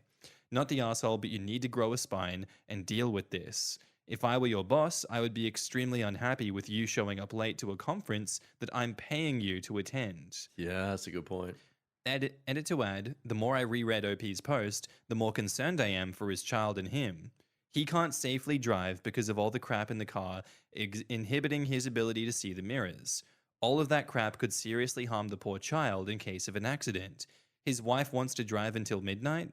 What about the baby being able to have a semi-normal bedtime routine while on the road? Dinner, bath time, snuggle time, and bedtime. And what's the deal with driving 3 days each way to San Diego rather than flying? It's statistically much safer to fly than drive this distance. But OP's wife is messing with his career. I can only imagine the gossip and jokes going around the hotel and the convention as he's seen hauling a bunch of crap in and out of the hotel room. And he missed very important events because of her. I mean, she couldn't handle how messy the hotel room was because of all of her crap? What? This is where I think OP might be you're the asshole. He's on a work trip, his company pays for their Suburban, the company paid for the hotel room. I wonder if he gets a meal allowance that his wife will use. He's being paid to be there, to work, and he let his wife sabotage that. He chose not to go to the vendor events because of her. He chose to be 3 hours late to the conference because of her. What is... Oh, it's still going. Okay. What his boss has learned is that he cannot be relied upon. What his boss has learned is that a new rule might be put in place that only employees may occupy the company paid for hotel room, so that situations are less likely to occur in the future. If I were OP's boss, I would be livid. It would impact his future employment and growth in the company. We would be having a meeting as soon as we went back to the office. So, yeah, I mean, well, if someone pulls out a gun and tries to shoot you, like, you chose to get shot. So it's your fault for getting shot. It's not the person who shot you. OP is replying to this person. They said, "You're right. I just keep telling myself I am wrong and overreacting. I messed up. Thanks." Someone else says, "OP needed to make a stand 8 years ago. This woman has been walking all over him for that entire time, guaranteed." OP says, "Yeah, this whole thread has been eye-opening. People are calling me out, and the truth is, you're right." Wow. So, I don't know. I think the only guilty verdict here towards them really is just the fact that, like, okay, yeah, he's been letting it happen, but I don't know. I feel in a sense like, well, you were trying to keep, like, you're trying to keep a healthy dynamic with your partner, and you, like, there's a difference between I never wanted this to happen, but I let them think so anyway, versus I tolerated this. Like, oh no, oh. So finish your thing, but like... Oh, just like, I think there's a huge difference between someone, like, you find something your partner does kind of annoying, but you don't find it annoying enough to want to bring it up as an issue because it's not a full issue yet, versus, it's always an issue, but I've just never wanted to bring it up. Like, there's a difference there in terms of what is your fault because you've let it stew beneath you this entire time, versus, actually, you know what? This is starting to impact things. I've noticed this has started to impact things. Hey, this is an issue now. Anyway, so what was this? Couldn't agree with you more. Anyway, I will just go through some of the comments here. It says, so that where the families lived, they've lived there since the 1870s. The house she grew up in and moved out of the college was built in 1940s. Her family are hoarders, though. Yes, she had postpartum. I got her better help. Found out she had a month's back. She never logged in and met with someone.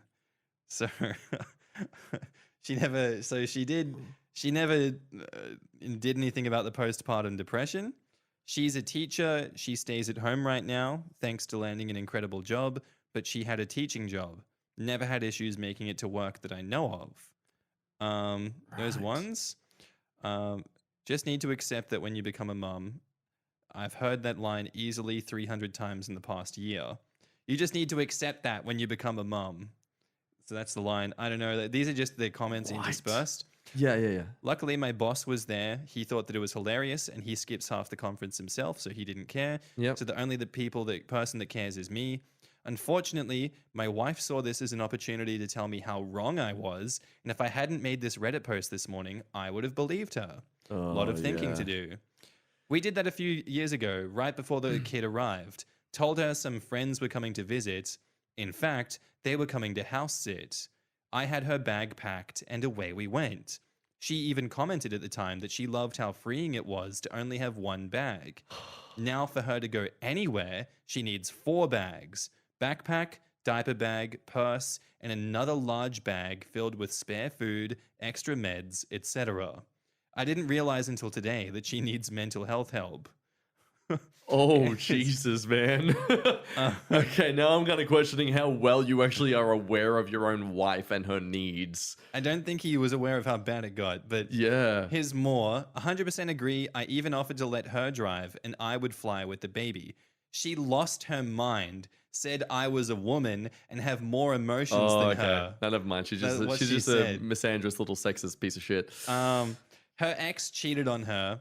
I have never cheated. But whenever she gets upset, she tells me to just go be gay and suck a cock, or just go cheat. Oh, it's okay. Yeah. So using that as an insult, she's a homophobe as well. Yeah.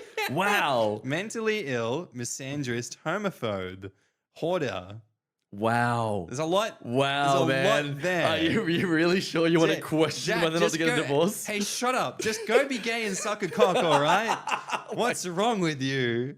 Yeah. Oh. I would divorce her and tell her to go seek mental help. That's absolute, like, the more you read his comments, the more it's clear that she's not worth it, man. She's not all right. She is not worth it. Jesus Christ. Yeah. Wow. The fact she expects this, like, masculine leading man authority Who figure also behind sucks a you. cock and is gay. Yeah. No, if he ever dares to have some sort of need of like rest and respite, well, yeah, then he must be gay because only gay men desire rest and respite. What are you, a woman? You have more emotions than me. Yeah, no, the audacity to think of like, being a bit more leisurely and flying instead of driving for a grueling 20 hours. Well, you clearly must secretly desire to be a woman. You're clearly a trans woman. That's who you Absolutely. are. So I don't know where I'm going with this, but it's just insane that this person expects this sort of, the decree of man from him, yet she wants to be like such a child. Yeah, she's the most childish out here, and she embarrassed him at the conference and, risking his job, even though OP's boss is cool with it. Doesn't mean what she did was okay. It doesn't excuse the behavior at all. No. So I say, OP, come back with an update and please tell me that you're divorcing her. That would make my week. Oh, please. Oh, God. you Please need to do get out of there. something for yourself for once. Okay, yeah, please do something. I hope that all the comments are eye-opening enough for you that you can stop living in a world of delusion where you can forgive everything that she does to you, because it's obvious she's escalating the abuse and her mental health problems are becoming 10 times worse as a result of everything, especially you allowing it to continue. It's like you're giving her permission. Yeah. Yeah. Oh, man. I think that's where we'll end the podcast today, guys. I think we should. We're going pretty long Divorce today. your husband. Yeah. Yeah. Let's That's go. good. Thanks, guys. Any finishing words for us? I think you're pretty beat down after that one. Yeah, look, I'm pretty mentally drained after that one. Just, oh man, that was an exhausting amount of like revelations over and over again of just like, the hole gets deeper and deeper and deeper. Oh God, here it comes. Man. he came early today for an early shoot, and now it's been like 2.5 hours. It was like 2 hours and 20 minutes this recording so far. There we go, guys. We'll see you next week. Thanks for watching. Bye. Bye.